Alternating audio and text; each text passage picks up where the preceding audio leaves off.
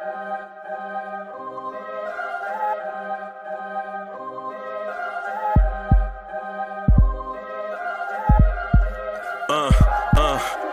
rank where the view is nothing less than phenomenal. For how I express and project from my abdominal. The only view better, both my daddy and my mama know.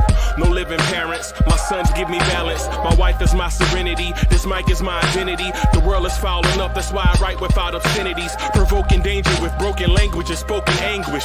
Begging to get hurt, why would you ask to go through changes? Yes, Lord, life's a chessboard, master the angles. Control the tempo, be the one who holds the info. Acknowledge is just as deadly as machete swings. When spoken, the truth is as potent as that Medellin. While others swear the style is free, I just let it ring. Our time is undervalued, soldiers make us better kings. My family's on my shoulder, reaching after better things. Today I take the shot, for them I'd rather set the screen. My mama told me follow my dreams. My daddy told me get it by any means. Stand tall, make him bow to a king. But I've evolved, you can see the resolve. Look in my eyes when you speaking to God. Life and for those who we caught up in using what I was scarred with the muse. I guess they call it proving I'm more than an artist. Penciling out my darkest while sizzling out a harvest. And storing what gets me from A to B, just like garages. Instrumental with collages. Envision what I've been drawing. Broadway to give you rhythm like the great Lena Horne. So bent on, found comfort in the storm. Find peace and on when you see them others perform. Organized chaos. Okay.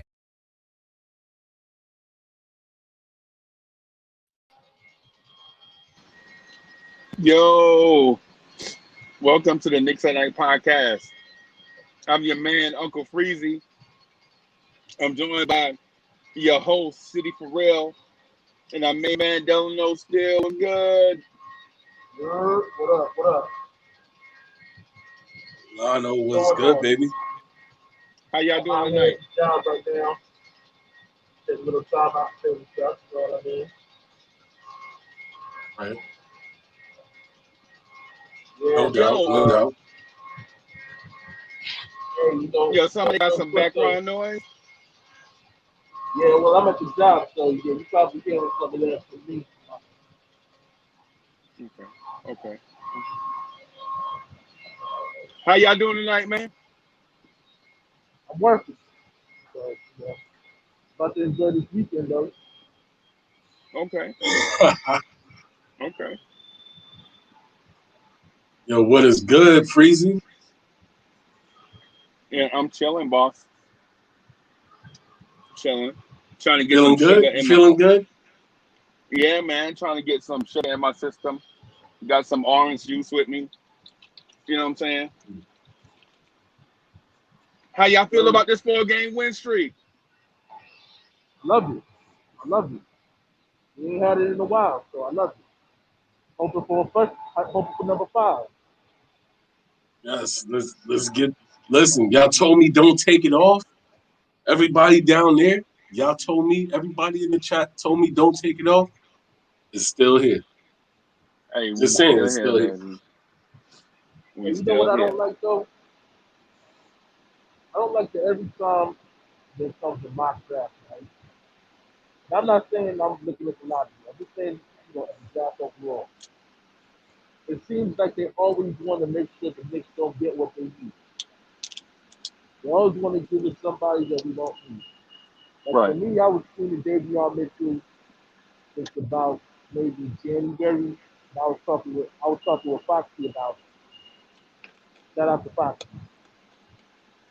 And I mean, he wasn't like fully impressed, but he wasn't like, he wasn't like dubbing it. Like, you know what I'm saying? It was like one of those on the cusp type of situations because we had other guys who was looking at too. So now Davion Mitchell's stock is rising. And according to the mock draft right now, he's going to Orlando.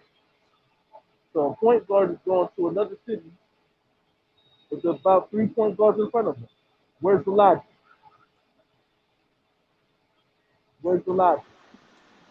Didn't they draft a point guard last year? Cole Anthony. Yeah. Yep. And my thing is this: it ain't even about just okay, you taking the right point guard or whatever the case may be. It's like in every draft class, they're always addressing need, right? And the Knicks need right now, for the past 7 years, has been a starting caliber point guard, and at least for the past 3 years, it's been a starting caliber small forward. So why is it that none of those guys want to address that in the draft? The sports media does not want Knicks to be good. I'm super convinced. You can't tell me otherwise. Evidence is right there. If you look at historically, everything that we do, they criticize the Knicks for every move that we make. When we're winning, they're looking for the other shoe to drop. They always want to give us the hardest schedule. You can't think correctly. You can't win correctly. Right. You know what I'm saying? James Dolan's a horrible owner, even though you got Robert Sarver, who still owns the Phoenix Suns. Even though Minnesota just had to, they basically had to sell the team because they were tired of losing money. But somehow the Right. Knicks have the worst owner. Well, you know what that amounts to, man. Like, listen, NBA don't want. Lana, NBA, they hate us because they want to be us. Okay, that's what that boils down to. Like, you know what I'm saying? Every franchise out there cannot carry the clout that we carry. Like, you know what I'm saying? So whether we do good things or whether we do bad things, we always on blast. We always in the media. Like, you know what I'm saying? We always on point. We always on point. We always the talk of the town. You know what I'm saying? Because our franchise holds weight. We ring bells around the globe. Not just America, but around the globe. We ring bells. And they don't like it. Like, you know what I'm saying? And they do everything. Me personally, sometimes I feel like they do everything in their power to try to stop whatever, like, you know what I'm saying? Whatever type of goodness we got going on. Like, remember when we was with the last seed or whatever, and we was talking about, oh yeah, we should get the first seed. What they do to us, right? Even though they did what they did, but check it, we got RJ out of the deal, right? Right? Which is not it's not a bad thing at all. But that just goes to show you how much they hate on us. You know what I'm saying? They hate on us. The whole league, the refs. You seen it those last couple of games. I forgot what show was that I said, yo, do we got the same refs that we had in Boston? Like, you know what I'm saying? Because we was playing at home and they were acting like we were a road team. and you want to know what's so funny? Hey, you remember when I said that maybe about 2 months ago, and Kev, wanted to, he wanted to kind of dispute the point, like, all teams get bad calls. And I had I to was dig in the with you. archives. I agree with you. I agree with you at the time. I, Remember? yeah, exactly. I had to dig in the archives and remind him, like, all the way back in like 2010. You know what I'm saying? When we first drafted Melo, the first game against San Antonio. Basically, they gave the San Antonio Spurs the win off of a box score. You know what I'm Yo, saying? what is you doing, Rob? Damn, I got a little crick in Yo, my mute neck. that. What's No, that? You mute that. phoning a friend? Mute What's that. going Who you on? calling? Oh, damn. Oh, I didn't even know you heard that. Oh, my Yeah, fault. we can hear it. Oh man. He tried to phone a friend to check my credentials. He tried to phone a friend to see if I was being accurate with my phone. Right? Yo, oh man. This is not the game show where you phone a friend, man. Nah, but listen, I mean, for me, I'm excited. You know what I'm saying? I'm happy for where we're at right now. Even with us needing, upgraded talent in regards to the starting caliber point guard and small forward situation. We're still in a position where we're in the playoffs, um, looking to compete in the playoffs. I think we're going to be a tough out if we make it in there. But overall, like I Mm-hmm. said, it'd be funny stuff that I look at, and I start questioning, like, yo, why is y'all dislike the Knicks that much? You know what I'm saying? Like, what reason? Because I mean, it's not like we stacked the deck on teams like Golden State did. You know what I mean? It isn't like we landed superstar after superstar. Not like we got draft number one draft pick like 3 times in a row like Cleveland did. So what's the reason? Like, what's really going Well, on? I don't understand what you're saying. You're saying about the mock draft, and because you kind of muffled, I really can't really hear exactly what you're trying to say. Now, yeah, I was talking about the way the mock draft is set up immediately, right? Like they have Davion Mitchell going to Orlando, right? Now Davion Mitchell is the point guard out of Baylor. I mean, I'm Okay. not. I know you know this. I'm not sitting there saying like you don't know, but I'm Okay. just Yeah. Yeah. No giving doubt. giving a rundown. So my thing is this: in every draft that we've had for the past 7 years, what has been the one position that that's always been on the board for the Knicks as a need, and it was always point guard, right? Yeah. Point guard. Yeah. No doubt. So why does it seem like every single draft, when we're in need of a point guard, they want to give in the mock somebody else going so if some other point guard going somewhere else. You couldn't get LaMelo. Okay, I get that. That's fine. You know what I mean? He's going to be high on that list. Killian Hayes, people were shaking on him. Tyrese Halliburton, everybody loved him. He was a safe pick. He was the right pick. Yet somehow, even his agent said, no, we don't want him going there. We want him going to Sacramento. Why is that? Wait, Okay. wait, wait, So wait, wait, look. wait, wait, wait. His agent said that he doesn't want him coming to New York. His agent said he did not want him going to Hey, New York. look. He Hey, wanted look. him Let going me to explain something. Sacramento. Let me Well, maybe explain his some. agent. Hold on, Rob, real quick. Maybe his agent knows him better, and maybe his agent knew that he couldn't handle the pressure in New York. But most mock drafts is based on the mock draft is not based on what a player needs to go or nothing like that. The mock draft is based on the best available, who they say is the best available talent going in that order. From it's not a position thing. It's like, okay, it can be like 3 point guards.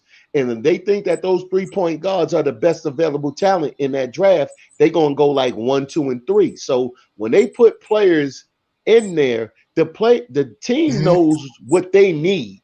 So therefore, that's their talent base. They saying in this mock draft, these are the top 25 best players in any Mm-hmm. order, but they put them in order. So if they land on the team that they at, it's not about they're putting them there. They think that these guys are just that talented in that order. It's in an order. So from the first person to the last person, it's an order that they say these are the top 25 in that specific order.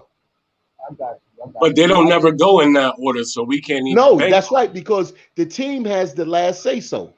That's why they it. call it a mock draft. They say these are the top 25 best players, and we're gonna put them in order to who they deem to be the best player. So it's not about like a team need or anything like that.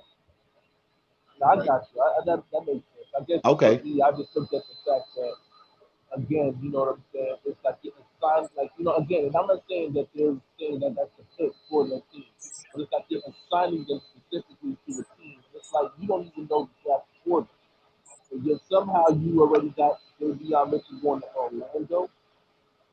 Like you didn't even sit there and say, okay, well these are the top 10 guys, and projected on, where these teams, what I'm saying, end up being. No, you just you running down the list.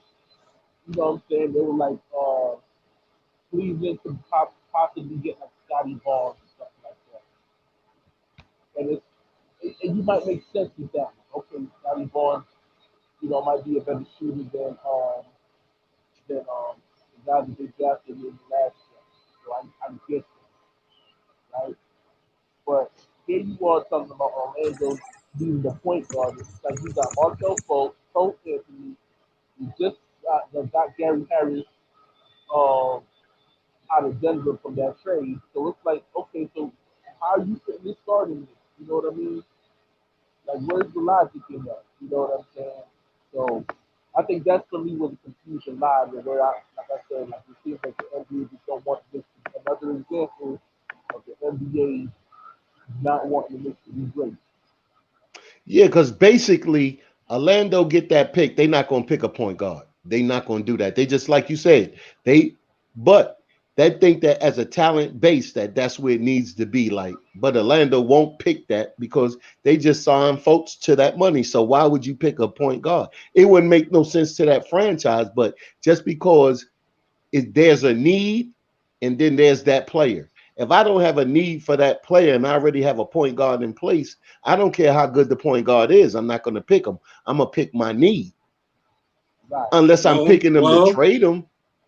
yeah, that's exactly what I was gonna say. I was gonna say you can pick the guy, right, and use them in a trade to get whatever it is that you need. So like That you need. Yeah. let's just say, all right, you already got your point guard that you drafted, whatever, and he's a good player, right? And let's just say you need a wing, but the best talent available is a point guard. Now you can call up this other team and say, hey, listen, what do you guys want for such and such? Because you guys need this. I'm willing to draft it and trade it to y'all for whatever to get back, whatever player it is that's on, like, you know what I'm saying? Whatever player it is that's on your market. Like, you know what I'm saying? You can do that. So at the same time, we got to realize that, yes, or if you're a team, you got to take that best talent that's available and what's going to be the most valuable for you in order to step up your franchise. Like, you know what I No mean? question. And that's even if it's just a guy that you need to select to trade. I mean, we've seen it happen many and many a times before. Like, you know what I'm saying? Teams take a second, third round pick, whatever, and 2 years later, out of here. Like, you know what I'm saying? Gone. Out the window. Yeah, that's what pretty much happened in the Kobe trade when Kobe got traded to Charlotte, but Charlotte didn't have a need for Kobe at that time. So, but they needed a center. So that's how Divox and all of them left, and then Kobe wound up being a Laker, which was probably the steal of the century. But Yeah. that's why they mock drafts. If you need that special player at that position, and I don't need them, that's a bargaining chip for me.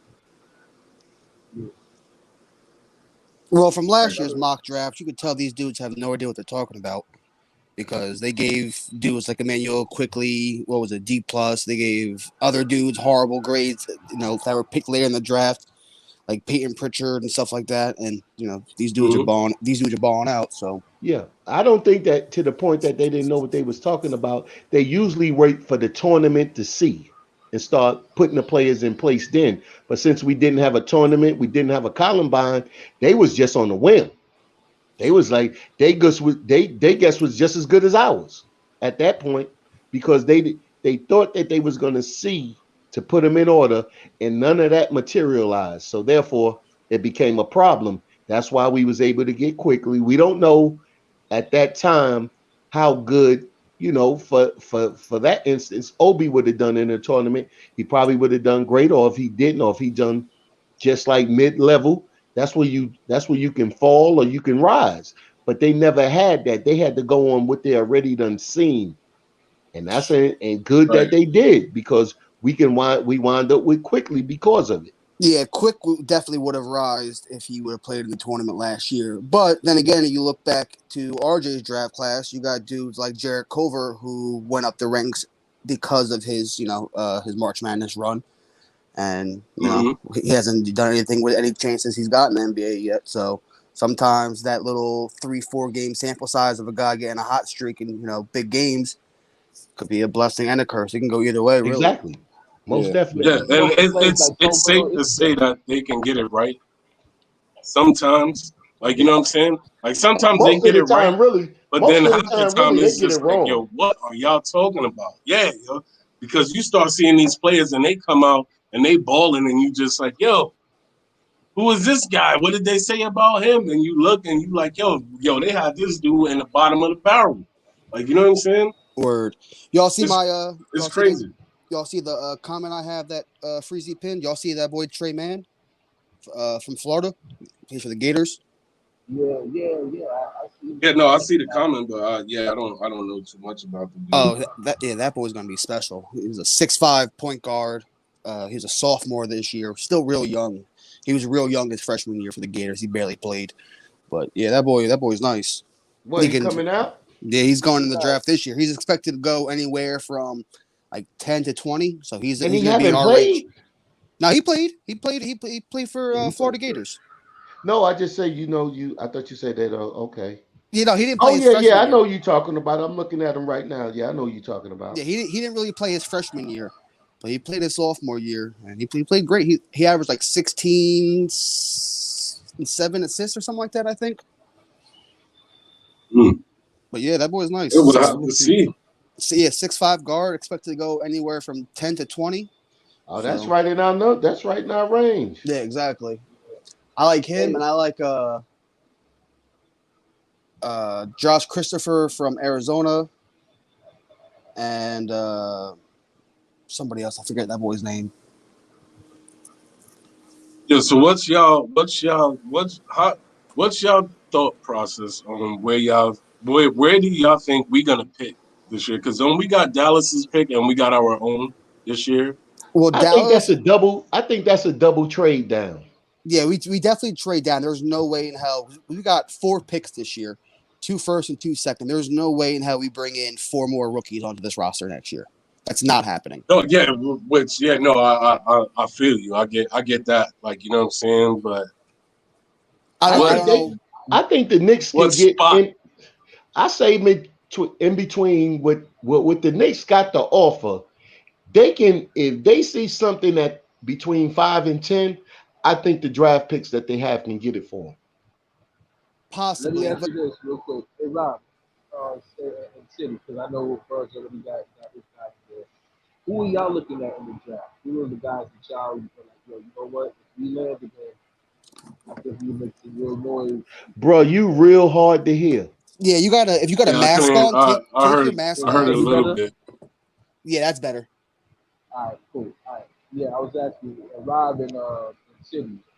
What are the guys that y'all are looking at in this draft? Who are the guys that y'all looking at that you like feel like could be contenders? If you drafted them. Right now, I really don't have my eyes on anybody right now. I seen something like he put up man, and then I usually go do my homework around the Columbine time and see whose name is hot. Because right now the tournament really didn't show me anything.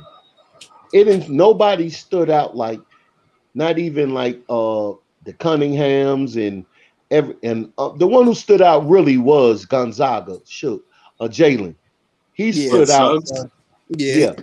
He stood out amongst everybody else. But I haven't really seen anything else that I can say, okay, that's a need.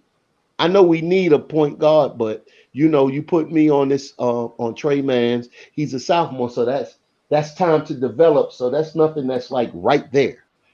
Can you put him right there in the starting lineup right now? I don't know about that yet. So therefore, like in college, if you don't have Suggs, Cunningham, or Green, Kuminga, yeah, everything else is a crapshoot. Because I haven't seen even Cade and Suggs, they crapshoots at the end of the day too. You know what I mean? Because it's not guaranteed to transfer over, as we've seen plenty of times with high school and NBA or college prospects. So, it's still a crapshoot. I'll take Green because Green played with men, even though the elite they really didn't do nothing. But that's like doubling your time.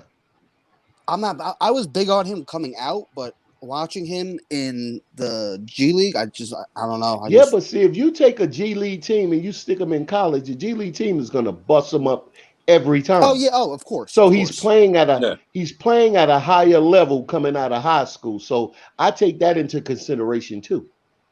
Yeah, I also like that boy Moses Moody.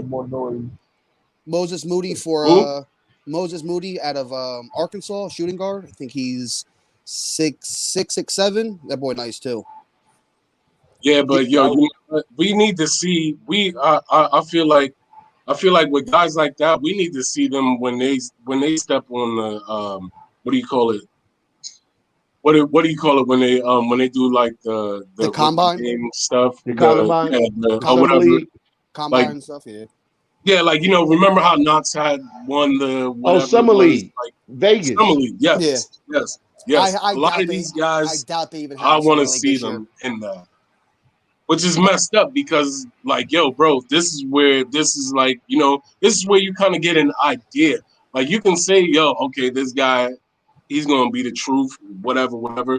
But Summer League sometimes separates some people from the pack. Man, You know if what I'm that saying? was if that was Sometimes true, Summer League sends some guys back home, like, you know what I mean, before they even step on the floor. if that was true, Kevin Knox would be an NBA superstar because that boy was nice in Summer League. I wouldn't say, but see, that's That's like pushing it on that. Yeah, that's What Knox was running full reaching. court. Knox was catching rebounds, running full court, yamming on people. He was wet from outside. Okay, but he looked awesome in the Summer League. His rookie Yeah, and but we've sophomore seen season. some of that. We've seen some of that this year, so that cancels that out. We've seen some of that this year. We haven't seen any of that since December of 2019 of his rookie No, season. Knox had a we've seen stable some of that rookie this year, bro. From who? We've seen some of that this year. From who? Knox had a this stable year. rookie year. Man, y'all need to stop it. Y'all sound No, like no, Cody Knox Cove. had a stable rookie year. Knox was So from his pick. Knox had a stable rookie year. He was I wouldn't say stable. He had a good. I wouldn't say good. He had a decent rookie year. It wasn't as bad as the analytics would say by any means. Right, but I'm talking about this year when Knox was dropping 17 points to 20 points per game. You trying to say we didn't see that?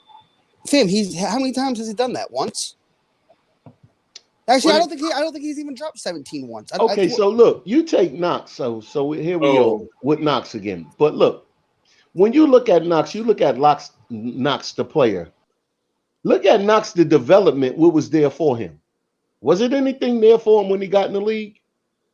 Honest opinion. Coaching-wise. Okay.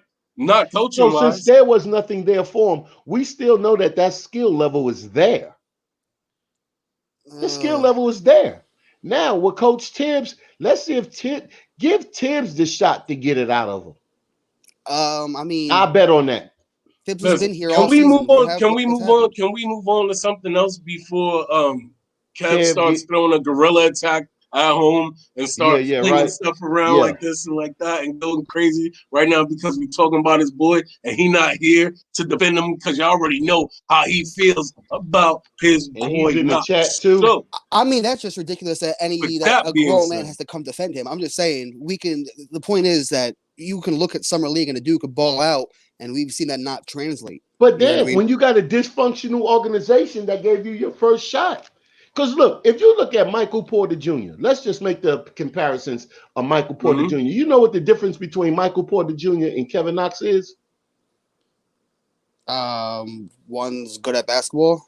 No. The difference is his coach doesn't care too much about defense, and he takes his offense.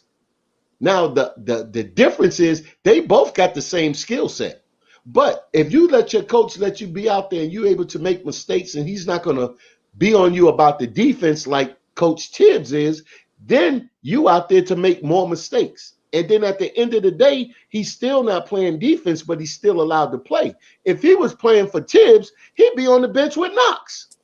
Michael Porter Jr. would not be on the bench. Yo. Yes, he would. Why do you yes, say he that? would. Let me why tell you why. Let me tell you why. Go ahead, tell me. Because Jimmy Butler was on the bench with Knox and was on the bench with Tibbs in his first year. Okay. Levine was on the bench with Tibbs in their first year. This isn't Michael Porter Jr.'s first year. Listen to what I'm saying. 23 years old. As far as Tibbs is concerned, when he looked at the film on Knox, he said, "Look, you're not doing anything that I would allow you on the court that I would allow you on the court with.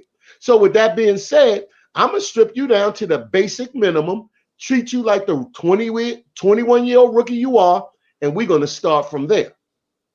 Michael Porter Jr. is currently a starter on the 4th seed in the West. And you're telling me Phibbs would not play him because of some he would not have got no. See, you're looking at him now. No, I'm talking about his first year. So what? You saying he wouldn't have got on the floor with Tibbs? I'm sorry. No crap. He didn't play at all his first year in Denver. Because he had a back injury It wasn't because What does he that didn't have? play. What does that have to do with him now? What is it? No, because look, you're comparing. I'm comparing a skill set. You're comparing a person. The skill set's not the same. Just It because is so the same. no, it's not, because Michael Porter Jr. is good at what he does. Kevin Knox is not good at what he does. Because Michael Porter Kevin Jr. Knox is doesn't one of, get the mint. Michael See, Porter look. Jr. is one of the most efficient look. players in basketball today. Hey, look What are here. you I tell you saying? just like this here. Michael Porter Jr. does not play any defense. Okay, man. And everybody knows it. Yeah, everybody knows except you. Except me, of course. That's why he's one of the best players Well, on look, one of the best some teams in the coaches, NBA. I know. look, some coaches allow defensive lapses because they don't concentrate on defense like Tibbs does. Tibbs is a defensive. You're not playing. So Michael Porter Jr. is a better defender than Kevin Knox. So I don't know what crazy pretty much. Yo, you crazy as hell. Kevin Knox so pretty much what you're trying. Hold on. That is not a true statement. Yes, it is. Y'all hold just on. lying to So yourself. what you're trying to say, what you're trying to say is that the standards that Coach Tibbs will hold you to on defense, Michael Porter Jr. would not meet those standards. I'm saying he won't meet those standards. Because Michael Porter Jr. I'm asking. I'm for y'all. I'm asking both of y'all. Michael Porter Jr. will not meet the standards of Coach Tibbs right now, today. Michael Porter Jr. would play over Reggie Bullock. This man is bugging. He won't. No, he won't. He's averaging 17 and a I half don't care what he's averaging. a game. Because guess what? Kevin Knox can average more points than Reggie Bullock. But on the other end of the floor, which Coach Tibbs cares about, if you're not giving me what I care about, you're talking about an offensive coach versus a defensive coach. Everybody on the Knicks that plays right now plays defense. So does Michael Porter. You know what makes it? You know what makes it? He does. But you know what makes it even different? About him.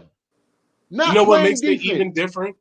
I'll tell you. This is what makes it even different. Look, his own coach pulls him in the fourth quarter in close games because he doesn't play defense. I haven't seen that happen. This is how you know it's different. This is how you know it's different when you're playing with one of the best big men in the league. That has to amount to some of your 17 points. It's not like you going out there and getting those buckets all by your lonesome, bro. He's shooting 43% from three, man. Listen. It does that. That's man is shooting 54%. That's neither here nor there. So is he shooting that 43%?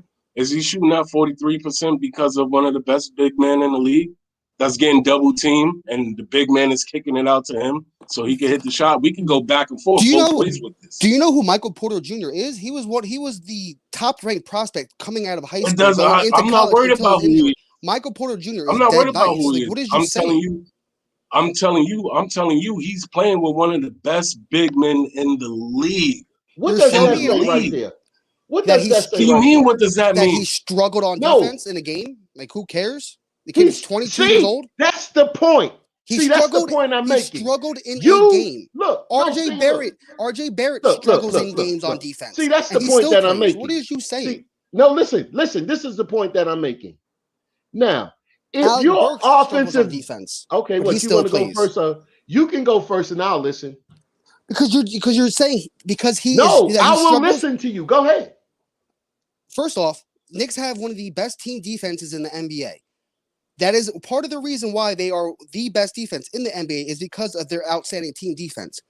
You add Michael Porter to the cog, the team doesn't automatically fall off a cliff defensively all of a sudden. That's not what happens in basketball. He's also shooting 54% from the field, 43% from three.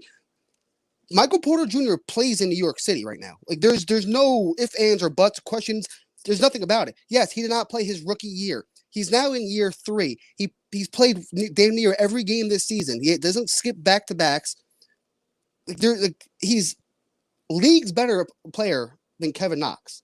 It's not even a debate of who is a better player all around. It's not even remotely close. To say he wouldn't play in New York is crazy because Thibs values defense. Yes, he values defense. He also values offense. That's why Alec Burks plays, because Alec Burks is not a great defender. RJ Barrett plays. RJ Barrett gets beat a lot of the times on stupid cuts. They still play. Kevin Knox does not play at all. Like this Now, not, can I go? Yeah, go ahead. Okay, now, first of all, what you're saying about Michael Porter Jr. doesn't even matter because if he came under Tibbs, now, if he came under Tibbs right now, sure, he would play. But if Michael Porter Jr. came under Tibbs as a rookie, you wouldn't even see what you're seeing right now because the basis of his game would have to be defense. And if he couldn't provide that, like Kevin Knox couldn't provide it, you wouldn't see the player. You're looking at the player now. I'm talking about if Tibbs was the coach, not where he's at right now, because he shows the league. He already showed the league what he can do. Tibbs would have seen that in practice and said, okay, yeah, that's cool. I know you can do that. But before I put you on the floor, you would have to show me that you can play defense. Like now, Emmanuel all right, quickly? now, yes, Emmanuel quickly plays defense. He gives effort. Doesn't make him a good defender. No, he's not a bad defender. He gives effort. He gets some deflections here and there. He's a bad defender. Right. You know, look, he's not a good defender either. Better. Look, he's better than he was when he first started in the first 10 games, and he's a lot better now. He's a lot better now. But we're talking about Porter. Yes, that's what we're talking about. But you're also talking about Michael Porter. All right, but look, you're talking about Michael Porter 3 years ago. At all. You're talking about Michael Porter 3 years ago. But look, exactly. That's why I'm sticking to the point. That's irrelevant. I'm going back to the point. There's not a point. My point is this. This is my point. Whatever you see in Michael Porter Jr., if we drafted him and Tibbs was his coach, you wouldn't see that yet. Just like you don't see it from Kevin Knox. And that's just my personal view.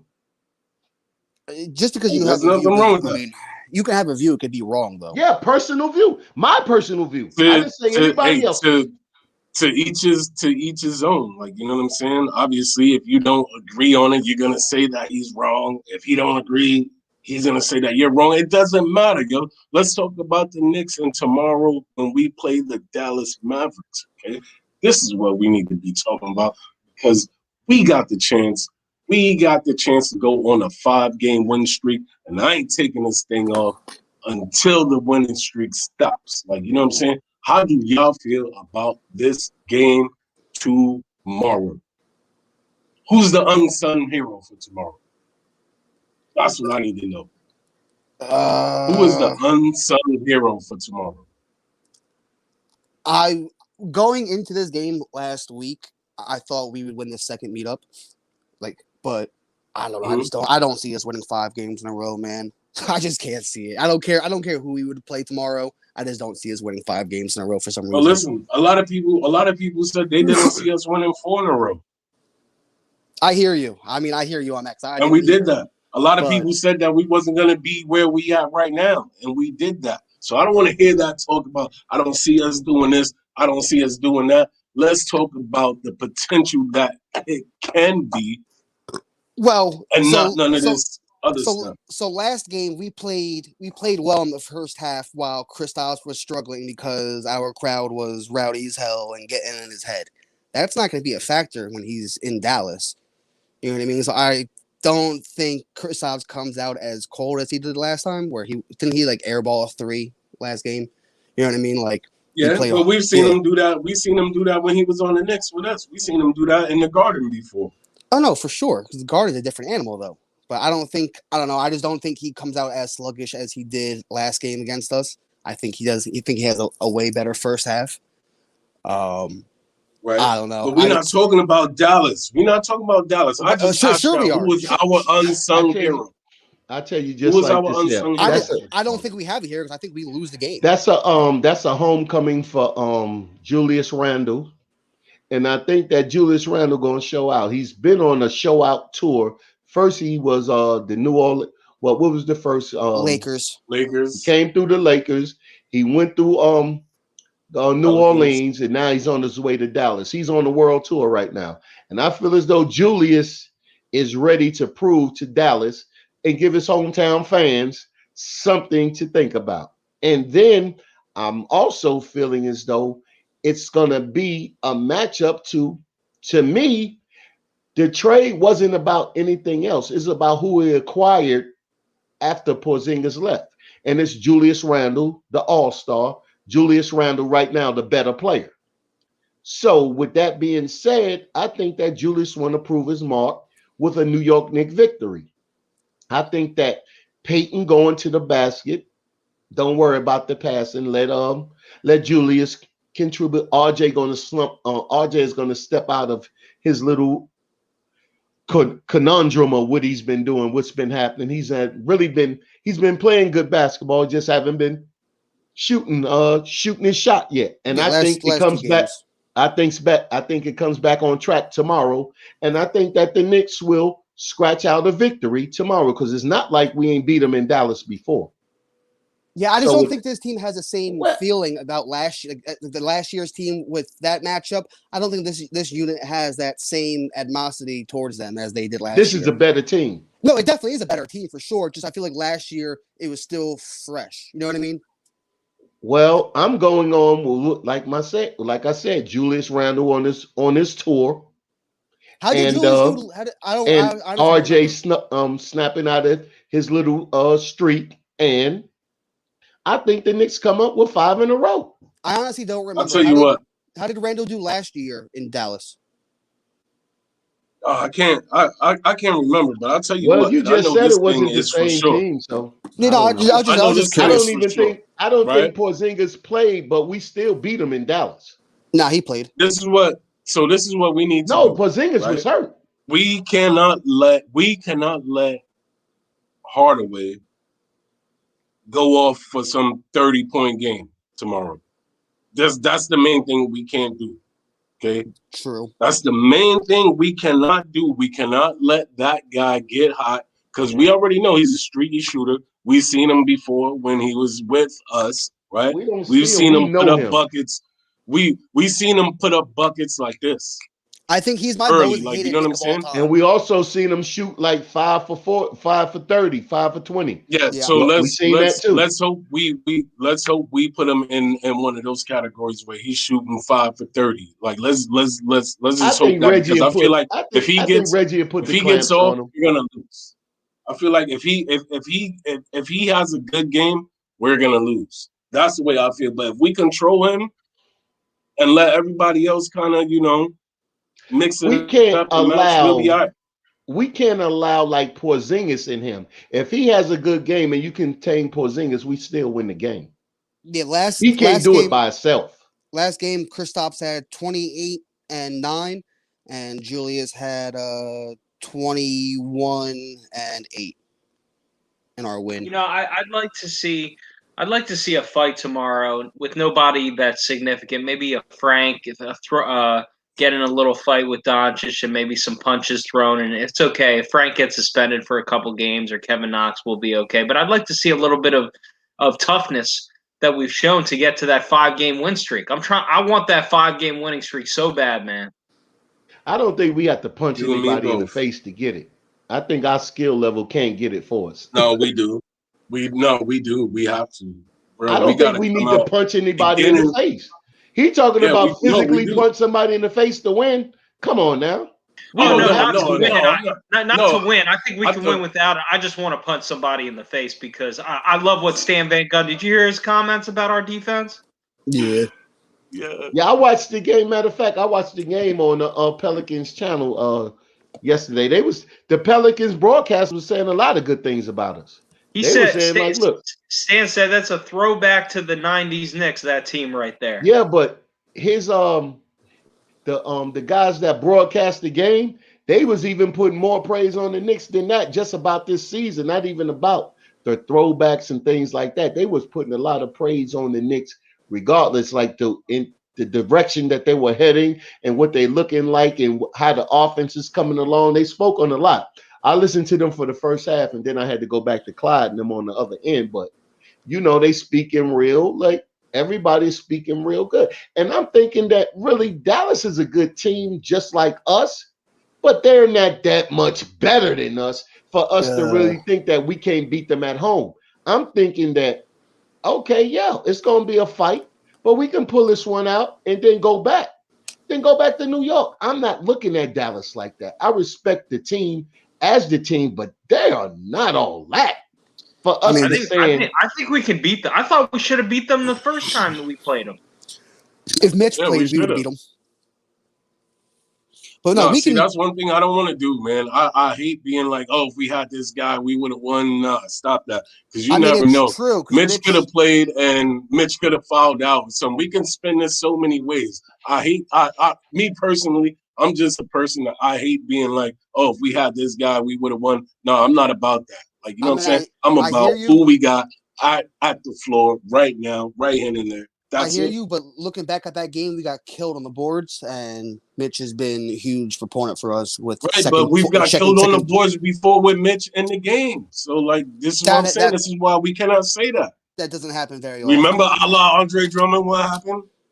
Yeah, Andre Drummond is one of the best. So, come on. This is what I'm saying. This is why we contained him, but didn't we contain him against the Lakers when he had 3 points, 10 boards? Yeah, and Mitch wasn't there. And Mitch wasn't there. Again, this is why I say it. I don't harp on none of that. If we had this guy in, we would have won or nah, like, you know. I mean, when our team deal with the players that we got. Y'all give this team way too much credit. We are not nowhere nearly as talented as a lot of teams in the NBA. We're just a way better coach than a lot of teams in the NBA. And that counts. So that makes you a better team. No, of course it does. Look, talent doesn't always win. Talent wins you championships. Talent wins you championships. Hey, look, yes, we agree with that, but that doesn't always win. Hey, good coaching matters, man. I agree with you. Good coaching matters. I don't care that big. So what? We played some teams. I didn't see a comment that some guys were missing guys. It's the NBA. I'm not apologizing. You got to play the game. I'm not upset about it. I'm not going back to it like, oh, we would have won, but if you look back at it, we would have had a better chance with our best rebounding big man on the team. I'm not harping over the game. It is what it is. I hear you. I hear you, man. It's either you win or you lose. It's either you win or you lose. These are all NBA dudes. I hear you. I hear what you're saying. I'm just saying, man, I hate the argument that my friend who's a Knicks hater, he said, well, you beat all these teams that didn't have their big names out. So what? It's the NBA. Give the team some credit. This team was expected to do nothing. And we had some guys out too. Can't control that. We're definitely, but my point was we're definitely this. I don't know how much this team is fool's gold or how much. I mean, we've definitely made real improvements and all that. After 50 games, it's not fool's gold. To an extent, it is. You are what you are. No, you are what you are. So how many seasons does Boston start out missing their best player for 15 games because of COVID protocols? There's there's definitely flaws in this season where maybe the standings aren't like this in a normal season. Boston got coaching issues. They don't have a talent issue. They have coaching issues. Yeah, but they also started off the season absolutely horrible because their best player was when they got everybody back. Did it change? I mean, technically yes, because their win percentage has drastically improved. No, they're still a 500 team. Yes, but they were also before while Tim was out, they were a below 500 team. Look, Atlanta started with the same problems Boston did. Exactly, and now look at that. Okay, but now you can see that Atlanta is surging in the right direction. Yes, Boston is staying where they at. That's the difference. No, but Boston has gotten better though. But they haven't gotten better like Atlanta. True. Good. So that's just another team better, to make a point. What happened with Atlanta? I could have made this point. What happened with Atlanta? They changed coaches. Yes, but they also have gotten healthy. Gallinari missed mad time at the beginning of the season. Boston is healthy with the same coach. Still a 500 team. Yo, you're coaching matters. Right. That's all. You. Where did I say it didn't? Please tell me. I mean, I think, coaching matters, talent matters. I agree. It's been a weird COVID year. My whole thing is this. It's the NBA. You never apologize. And I know you're not saying this. I'm saying there are people that I've talked to that I don't know why I'm friends with these people, but I have bad friends that make me feel bad when we beat teams that Giannis doesn't play or Middleton. You can't control that. You can't control that. The Knicks shouldn't apologize. How many years have we gone through the same thing where guys have been out? Oh, for play sure. the game with who's playing. For sure. But I'm just saying, like, that's why I say either you win or you lose. Like, you know what I'm saying?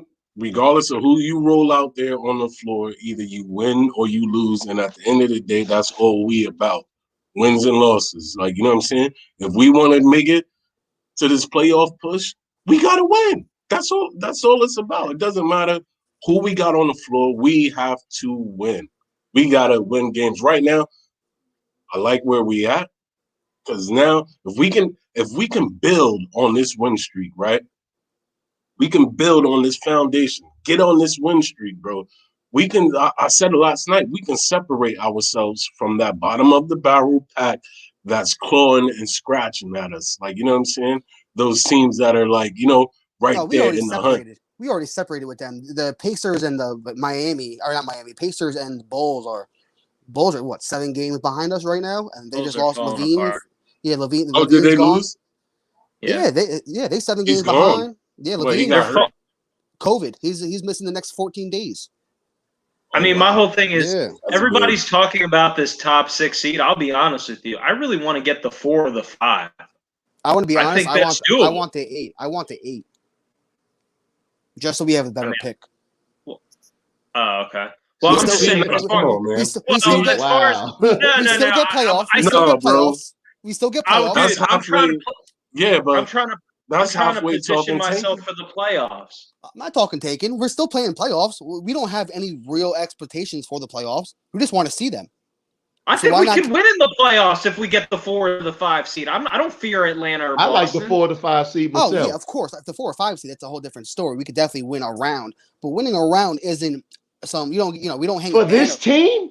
It's awesome. Are you kidding? Yes, it's cool. I'm not saying it wouldn't be a great achievement. I'm just saying if I could have a first or second round entrance or a first round entrance and a pick better by 5 picks, I'm taking that first round exit would have picked better by 5 picks. Oh, come on. Nah, bro. Come on. See, this is what I said. That's talking halfway tanking. That's not tanking. That's talking halfway tanking, man. Halfway there. Do you have world championship expectations? Do you Bro, think I'm trying to win, listen, man. What makes you my think? expectations are winning, bro. Like, I don't want to lose no games just to gain a pick because the pick might not go our way. Bro. Are we winning a title this year? Might not go our way. Are you forgetting that? No, we're not. But are you forgetting that the pick might not go our way? So would you rather have the 20th pick or the 15th pick? It doesn't matter which pick. It might not go our way. Let me say this. Let me say this. Being able to pick a prospect 5 different doesn't matter. Hey, look. Let me say this. If you look at Obi and you look at Quickly, and you had to redo this draft, what would Obi be and what would Quickly be? Obi wouldn't even be a first round pick if we were. Okay, but what would Quickly be? Top 10. So what are you saying? And where do we get him at? It depends who you pick. Y'all act like I'm saying throw the fucking season away to tank. Like we're still playing the you basically that's what you're saying. You halfway there. You'd rather have an 8th pick and then a 4 to 5 seeding just so you can get a pick. So that's like a soft tank. No, you acting like we're gonna hang a banner up for a it doesn't matter whether round. Only thing I know is that the team got better.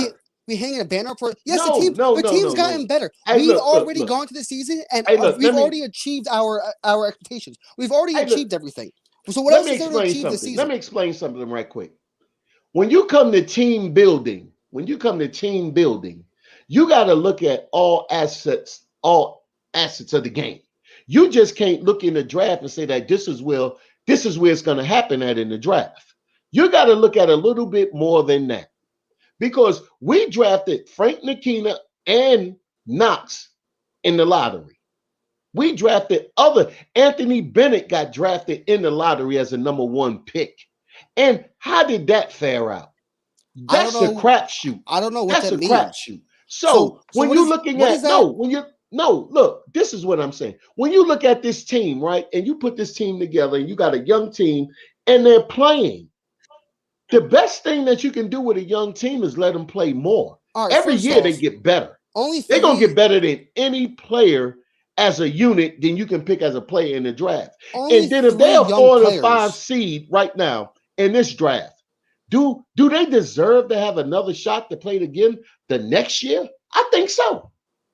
because they showed you what they were capable of doing. So why would you break up the team and you want to install something else when this team was not supposed to be in the playoffs? Break up the team. What are you saying? Who's breaking up the team? No, First off, this is what I'm saying. Why would you want a lower seed?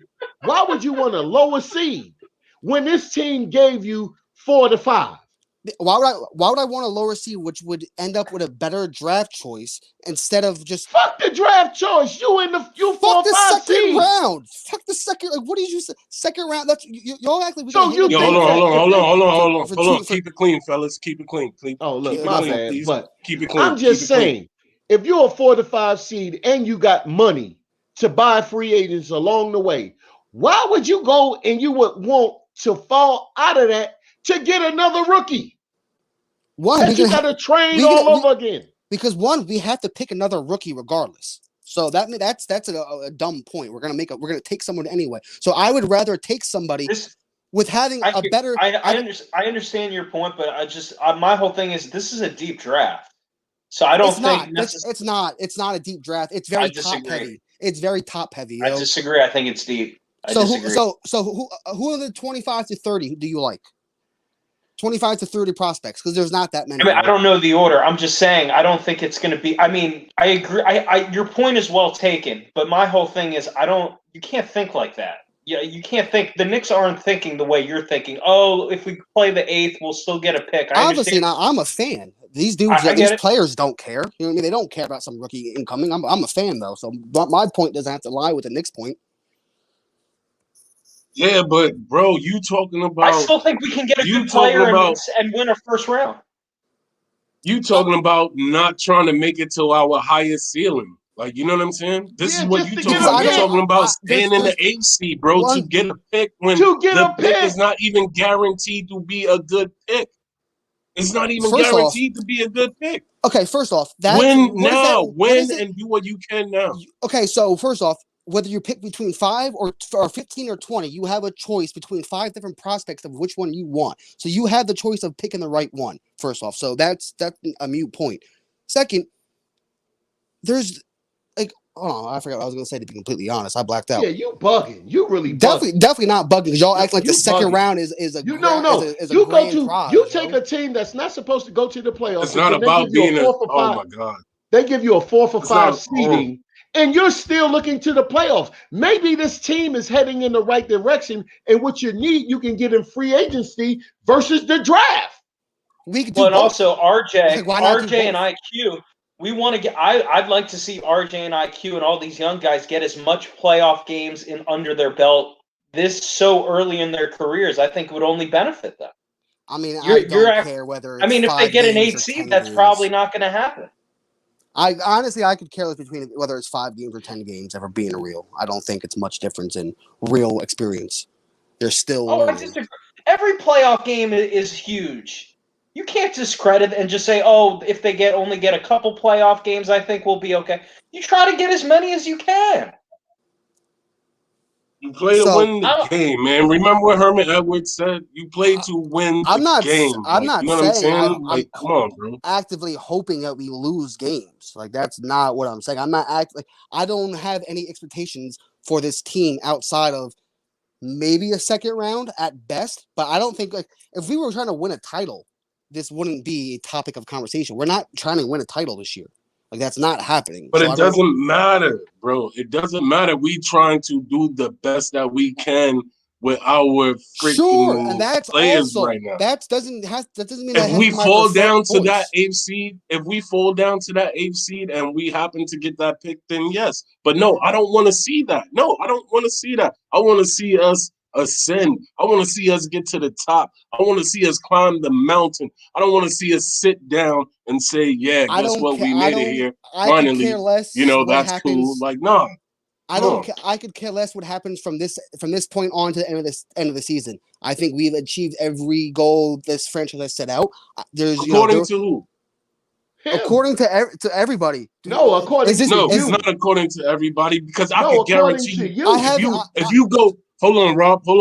If you go right now and you go to the New York Knicks locker room and you talk to each and every one of those guys in their face, I guarantee you, each and every one of those guys would say, yo, listen, we believe we would be at the spot that we are at now. None of those guys will tell you that we would be under the blanket. Like, no, come on, man. Let me rephrase my answer. Everybody outside of that New York Knicks locker room thinks we have overachieved already on this season. Like I said, according to who? According to are you gonna tell me that we have not overachieved? No. Yo, you was wild. No. Hey, look, I said that we would win 31 games. Until we get to 31 games, I don't think they overachieve. Well, we at 29 right now. That's right. We ain't at 31. So you asked me a question, I answered it. Okay, well, I'll talk to you in a week. So be there. So okay. So how many games you thought we was gonna win? 15? No, I thought like 25 to the 27ish this year. Oh well, I don't know why you did that when we won 22 last year. Damn, you said 30. I said 30 because I knew that they only had a 72. I know they had a 72 game season. Yes, my explanation was 3 games off of yours. Calm down there. Like three. I said 31. You said 25. I'd understand the argument a little bit more. If this was if your argument, this is just my take, and everyone has a right to their opinion. I respect your opinion, but my whole thing is this: if your argument was, well, if it was to ensure a top 5 pick and we draw back and we can ensure ourselves getting a top 5 pick, I at least would listen to that and I understand the reasoning a little more. But you're talking about just going from a 20th pick to a 15th pick because I don't think this draft is that deep, Like if you go really look at. I follow college ball heavily. There's not 20 prospects that you can name me that you'd be like, yo, that's we can get a guy, a franchise-altering guy at pick 22. Because there's not a guy out there. You're not going to get a franchise-altering guy at 5. I think there's a lot of solid players. I don't know about franchise-altering. Yeah, I mean, who showed out in the tournament except for Jalen? Nobody. I mean, IQ is a nice player. We got him late in the draft. Yeah, he's a nice player.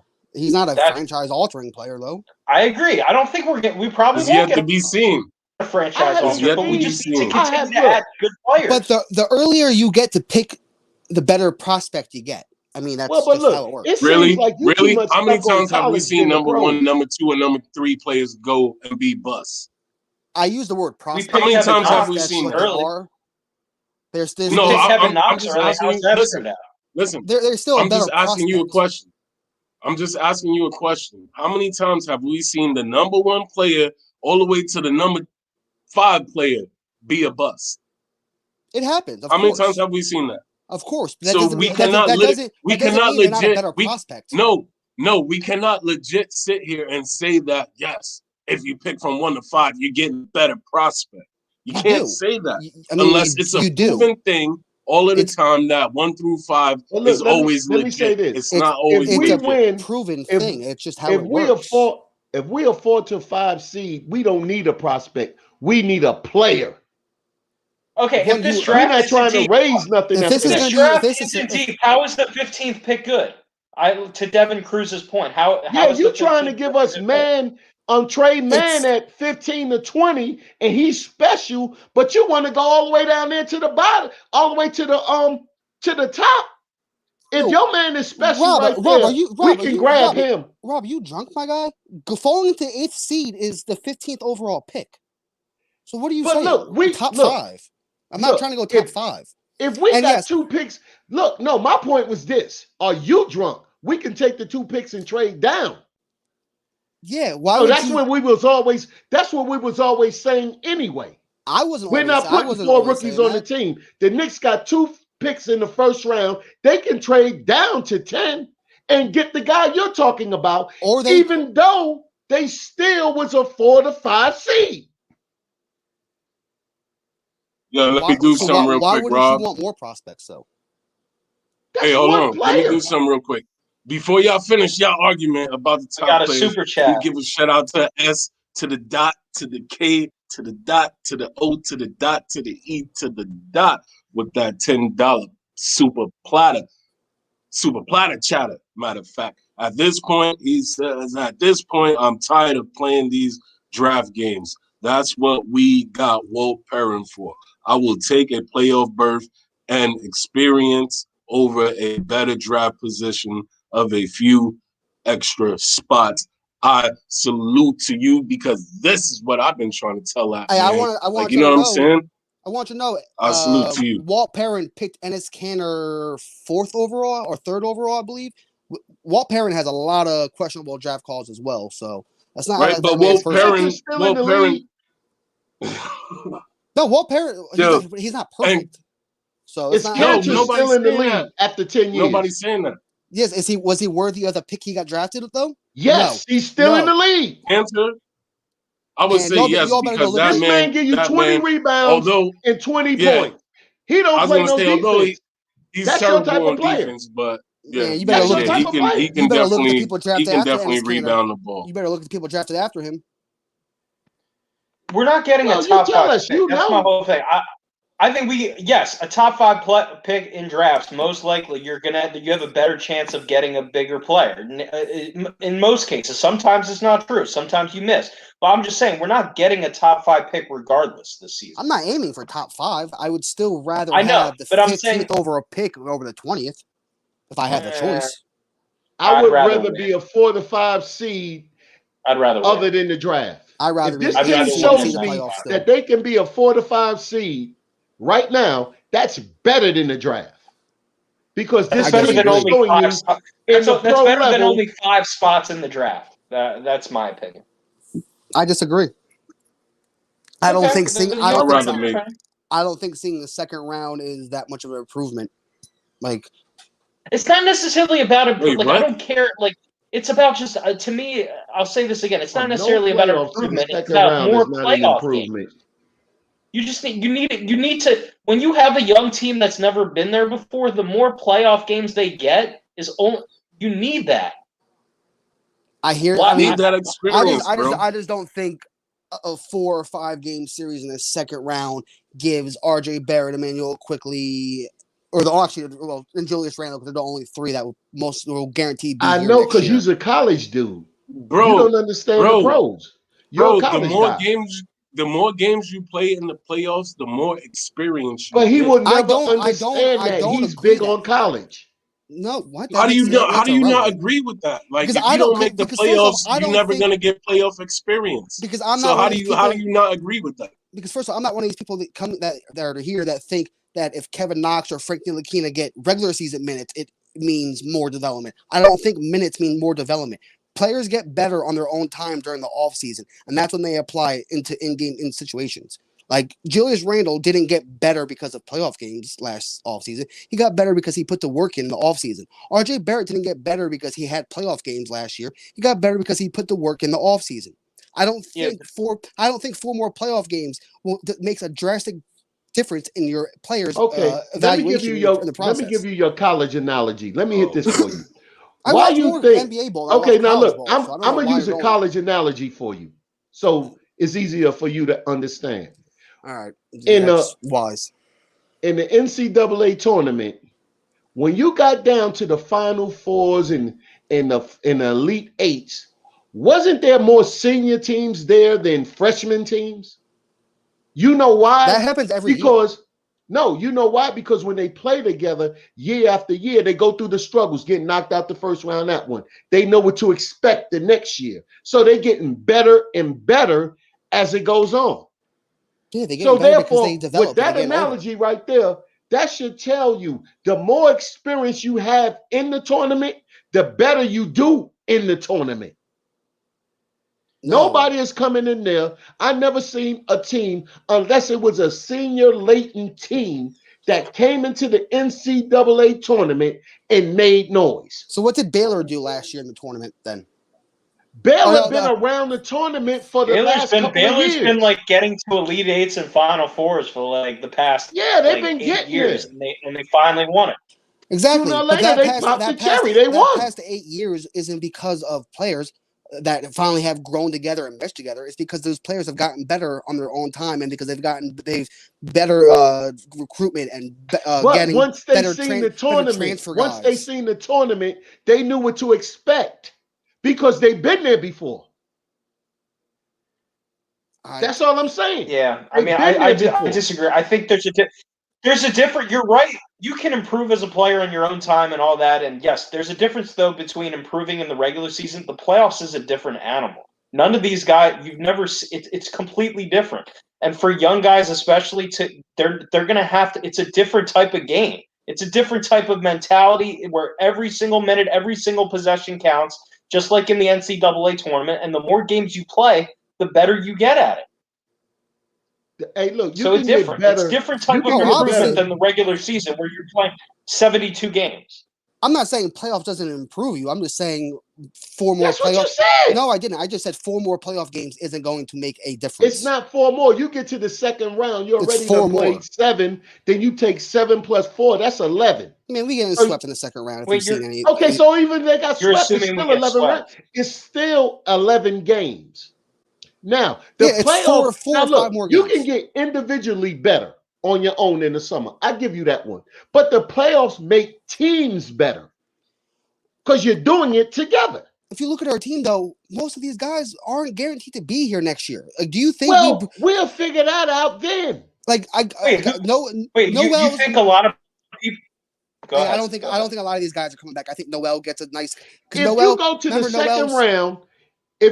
the second round, you're going to think heavily about trading these guys for anything else because when you got chemistry playing, they're just going to get better next year. I'm not saying if they go we're not trading nobody. 7 rounds. These dudes is off. These dudes are expiring contracts. Noel has already skipped. And guess what? You can sign them again. Noel. Okay, so listen, Nerlens Noel skipped $70 million already on a contract. He's going that to was that was in what, his 3rd year? Everybody know that was he's not worth that now. Yeah, but that was in his 3rd year. But he's going to go to whoever offers him the biggest bag. Nobody's going to offer him that money like that. Yo, believe that. He should have signed that 3 years ago in his 3rd year. I'm not saying when they anyone's offered it to him. I'm not saying anyone's going to offer him $70 million again. I'm just saying he's going to go to whoever offers him the most money next year. And I don't think that's going to be the New York Knicks. Hey, look, I tell you just like this here. We'll let it play out. Like Alec Burks. Nerlens Noel is a backup on any team. You know, he has the best defensive plus minus in the NBA right now. He's the 2nd leading blocks percent and third something. I forget what it was, but he's playing great basketball this year. Look, but let me tell you this here. You know what the difference between Mitch and Noel's is? When Noel's can have more blocks than Mitch, and then everybody think that Noel's is like doing like a better job. You know what the difference is in the NBA? They know not to go in there when Mitch is there because they shot gonna get blocked. Noel get challenged because they don't know what he's gonna do. That's stupid though, because Noel's been a shot blocker for going back for 2-3 years now. He's not Mitch. I hear you. I'm not saying he's not as intimidating, forceful. I know. I'm just saying that's still dumb to try him because he's not Mitch. You know what I mean? It's like, yeah, Mitch is really good, but Noel's also really good. I'd like to sign Noel. I agree. Somebody may pay him, but I'll just say this: Burks. I think we're going to definitely bring back Burks. I definitely think we'll have him back. So, please tell me you think we're bringing him back. I hope we bring him back. I just think I know somebody's going to offer him the full minimum league tender or whatever it is. Someone will definitely offer him that, which is like 7.5 mil. Someone might even offer him a little bit more money than that, to be honest. And with how this front office has been, I don't know how much Leon's going to be playing for guys. Look, I don't think that. I trust his front office, man. I think Burks will be back before Rose. I don't know. I think Burks will be back before Rose. I think Rose is going to play with Thibs until they both die. But look, guess what? Then they'll both be back. But if I think that one of them was going to be back without the other one, Burks is clutch. He proved it. Oh, I love Alec Burks. I thought he was a good signing from Burks day will one. come back. I hope he comes back. I just don't know if Leon's going to pay him what he can possibly get on the market. We'll find a way. And we'll find this man. Look, when you done moved around the league 4 or 5 times, sometimes you just want to call someplace home and you just be like, and Burks is right there. For sure. He's 29 years old. He done been all around the league. And right now, he just. I think this front office has.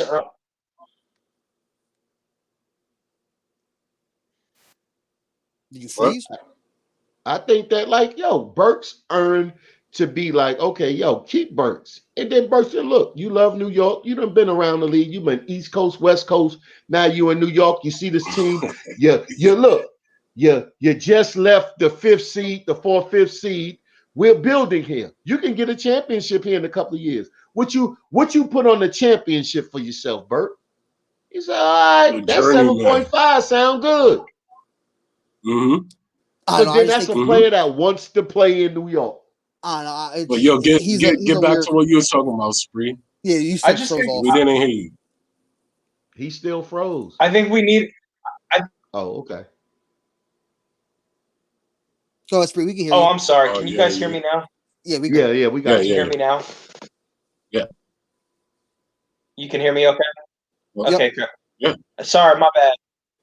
I apologize. Yeah, I just think this front office, like as far as free agent decisions, I think this front office deserves the benefit of the doubt. I mean, come on. Some of the signings we made this offseason, we'll figure it out. Even if there are guys that are going to be available, but the bottom line is the farther we go in the playoffs, and I understand your point, we've already achieved a lot.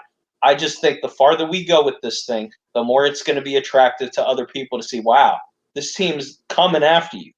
So that's all I got to say, man. And a shout out to my man Burks, who's playing like NBA Jam on City's N64, whatever he's got. No, Burks has been NBA Jam on Fire Edition, bro.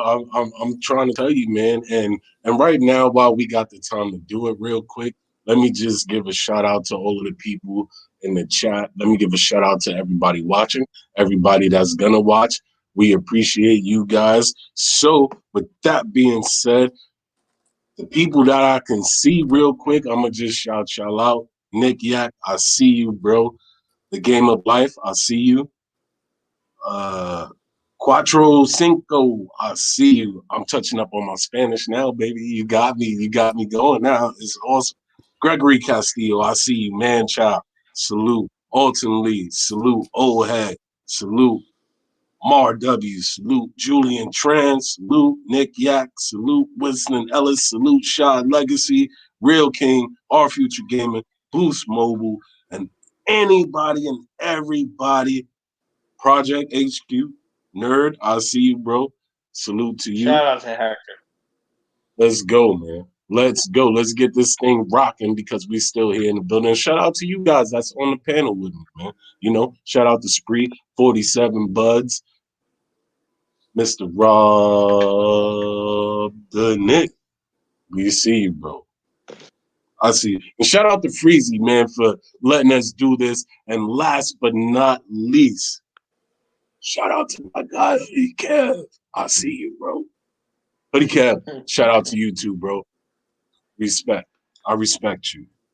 My guy. Feel better. And shout out to the KMD crew too while we doing this. I think the player most likely to return next year is probably Reggie Bullock. I think Reggie is most likely to come back.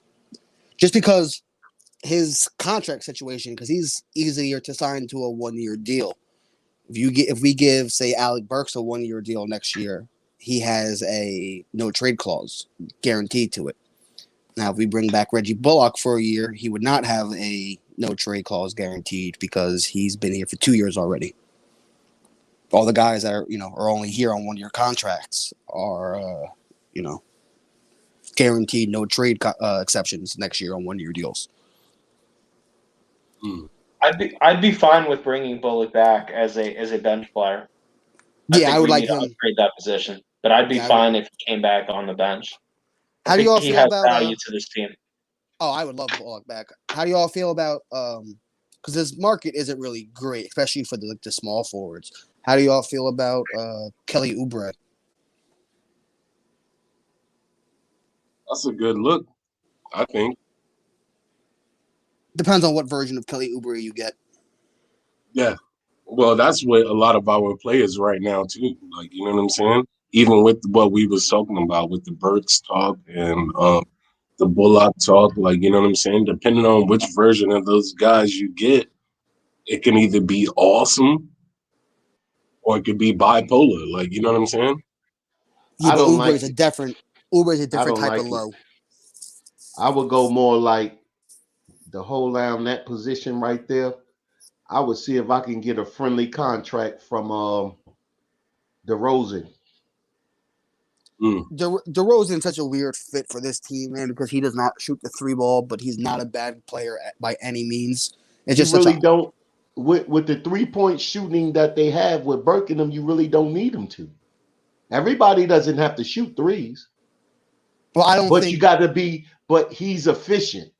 So wherever he takes his shot from and he can put the ball on the floor, he's efficient. I'm That's not what sure. you need. I'm An not sure how efficient much player. Burks and Bullock are both back. I think it's one or the other, to be honest. Especially if we bring another outside, small forward / shooting guard like DeRozan. So, what about Gary Trent Jr. to my boy? A knock on the door. I would love Okay. Gary Trent Jr. here, but you're gonna have to pay, boy.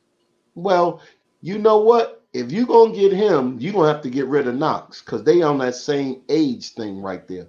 And I wouldn't mind. I really Let Let me wouldn't ask mind. y'all this. Toronto just Let me paid ask for you him, this. though. Let me ask y'all this. JJ Raleigh said Danny Green for Hell no. Burke next year. Hell no. Nah. What y'all think about that? Hell no. No. For who? No.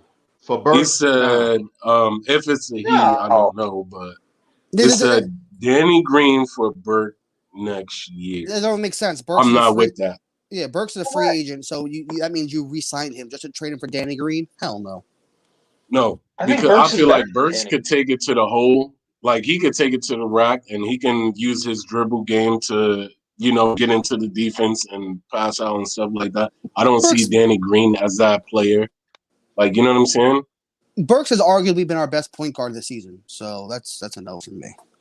Burks is better than Danny Green in my opinion. But I would make Toronto overpay for Trent. I offer him a contract. Well, they will. They just traded for him. There's no way in hell they don't overpay for him. Yeah, but look, sometimes things get out of hand, and sometimes things get out your budget. There's one thing that the Knicks got is money. they got Kyle Lowry coming off the books, so they'll have the budget. Yeah, Yeah, I don't think Gary Trent hits the open market. Norman Powell is a more likely guy because he's an unrestricted free agent. Yeah, but they're gonna sign him back. Oh well, I mean So? Portland could pay him. Yeah, Portland will.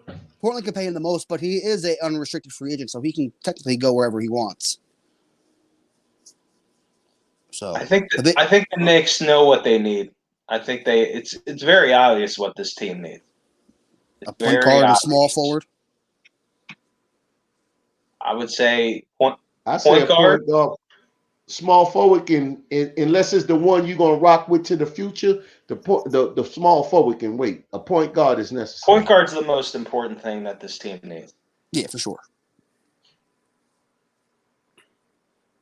Would it be nice to upgrade the wing? Yes, it would be. So we could slot Bullocks to the bench. Even Burke can still be the sixth man. But we got to get a point guard. So y'all feel like that's a secondary move for us as far as like getting a wing player.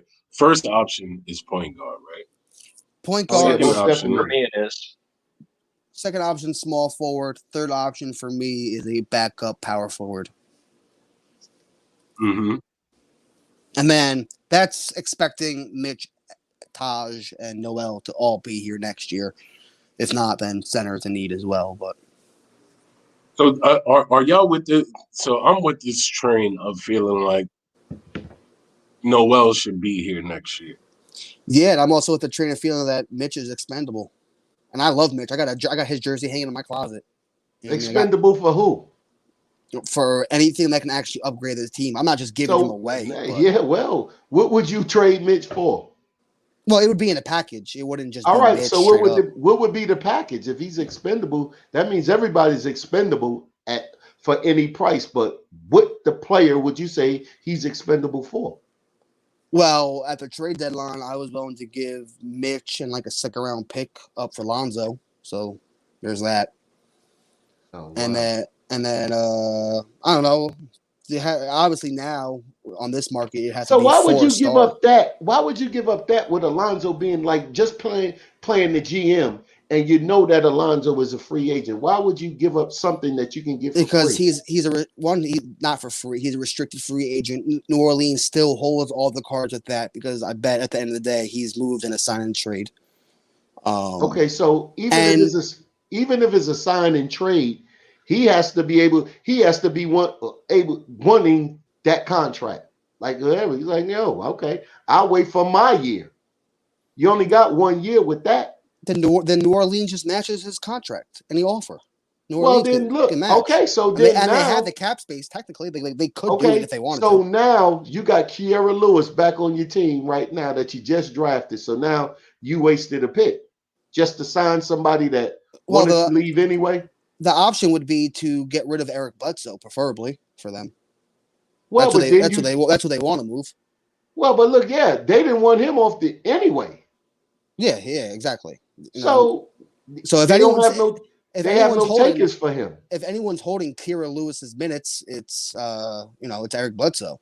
But even then, I just feel like in today's NBA, centers, especially rim running big men like Mitch, can be found later in the draft. Like we found Mitch in the second round, or Rudy Gobert was a late first, or Nikola Jokic was a second round pick. I mean, there's plenty of good big men across this league who were. So out of 30 teams in the NBA, you name 3, and then you say that everybody can sign. Like Nerlens Noel, who we were paying $5 million to anchor down the best defense in the NBA. But Nerlens Noel was a first round pick. Well, was the 4th pick in the first round? Are we still not paying him $5 million this year to play? No, but what I'm saying is this here. That wasn't an easy find. They projected him to be in the first round, so you can compare him to Mitch or Jokic. I'm not saying you have to find one in the draft. You can find one in the free agent market. You can find one anywhere. Big men in today's NBA are very replaceable unless you have a top 5 guy who stretches the floor other ways besides just running the floor. Yeah, but that usually in today's NBA, that's not going to be a center. That's going to be the power forward. I mean, you got Joel Embiid who stretches the floor from shooting from the elbow. Oh, okay, that's the number 1 pick, right? Yeah, you got Nikola Jokic who shoots. Okay, now you talking. Now who else? There's plenty of Steven Adams shoots from the. No, perimeter. He doesn't. Steven Adams doesn't shoot from 3. Nowhere near. Yes, he does. He does. No, he doesn't. No, he doesn't. No. Yes, no. Yes, you even know it's no. Fam, let me look up the stats for you just to prove. Yeah, look up his stats from 3. Yeah, check them out. That's a no. We just played him. You just seen how he played. He didn't attempt the 3 the whole game. Because he didn't attempt one in one game means he doesn't shoot 3s. No, he doesn't shoot 3s. I've been watching him because I've been watching Alonzo to see if we want him or not. Steven Adams doesn't shoot 3s. I've watched Steven Adams going back to Oklahoma City, and he shot 3s in OK City as well. No, he hasn't. Sam, I've watched him hit a 3 in OKC. Okay, you watched him hit a 3. I seen Andre Drummond hit a 3, but he's not a 3-point shooter. Let's see. There's other big men who shoot. Who've grown to shoot. Okay, that's what I'm asking you for. I'm asking you that. Who? The Gasols. I've hit some 3 balls in my local YMCA, my JCC. But you don't. I got a nice form on my jump shot. And it's not just 3 balls. You can stretch the floor in other ways. He doesn't stretch. Look, he doesn't stretch the floor, my man. You can shoot from the elbow and stretch the floor. He doesn't do. Look, Steven Adams doesn't even do that. There's other guys in the NBA that okay, so look. Wait, guys in the NBA that do this. Wait. Time out. Did I just really hear this correctly? Because sorry, man. I was trying to talk to people in the chat. Did I just hear we talking about Steven Adams shooting 3s? Yeah, that's what my boy said. This is what we talking about? Is this what we doing? When I watched him in Who said that? When I watched him in OKC he said that. last year, when Shai Gilgeous-Alexander's that's Buds on the Bud. During Shai's rookie year, I watched a lot of OKC. I watched him hit multiple 3-points. I haven't really watched him. You consider him a 3-point? No, I'm not. You consider him a 3-point shooter? Man, it's 1:20 in the morning. Shooter, but you could shoot 3s. I don't consider him a 3-point shooter. I don't consider him a sniper or anything. But he could shoot 3s. He could stretch the floors other ways than just rim running. I mean, this man from 3 is He's 0% this year. He shot 33% last year. he's 0% for his career. That's not. He shot 33% last year from 3. Yo, what are we doing? I'm dying. I can't. What are we doing? We're talking What about are we Steven doing? Adams What are we shooting doing? threes We at talking about 1:20 in the Steven morning. Adams shooting threes. All I know is I watched Steven Adams last year in OKC. He damn sure shot threes. This man shot 12 threes in his whole career. Well, I damn near saw all of them last year. You saw all 12 of them. So now he a three-point shooter. I'm telling you right now, last year when I watched OKC, you saw he was all shooting 12 threes. of them. I feel like it, because last year when I watched OKC, he was shooting threes. That's the only reason why I said it. If I knew we was gonna get on a comedy roast, I would have told you to bring this for the forefront in the beginning of the freaking show, bro. What are we talking about? Steven Adams shooting threes? Really? Because I look at it now and it says 0%, but I'm telling you, last year because I watched Mad Shea Gilgeous-Alexander, I could swore seen all 12 of his 3-point shots in 8 years. He been. How many of those went in? I'm telling you, I feel like he last shot year 33%. So that means he hit. I had to see. I'm telling you right now, no joke. I had to see every 3 hit last year because I saw at least 3 to make him a 3-point shooter. Right. I'm not even joking. I definitely saw him hit like 3 or 4 threes last year. I'm positive. I watched Mad. I did not think we would be talking about this at 1:20 in the morning. Wow. No, I feel so dumb because the question was because we was talking about rim runners and 3-point shooters from the center position. He offered up Steven Adams. So that's why we got on him because listen, hold on. Listen. We talking about Steven Adams hitting threes, okay?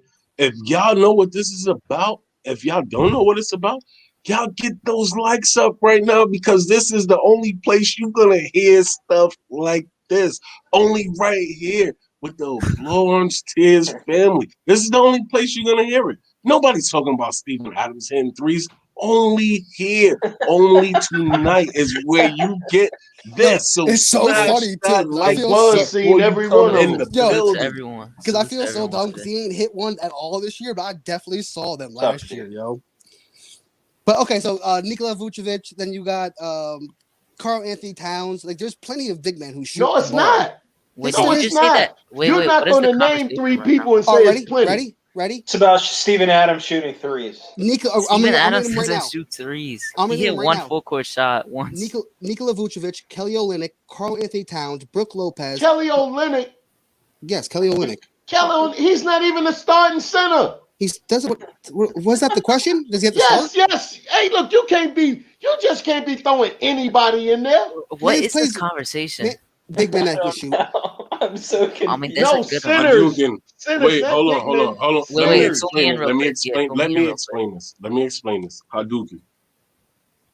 Let me say your name right first of all before we do. Hadouken. Listen.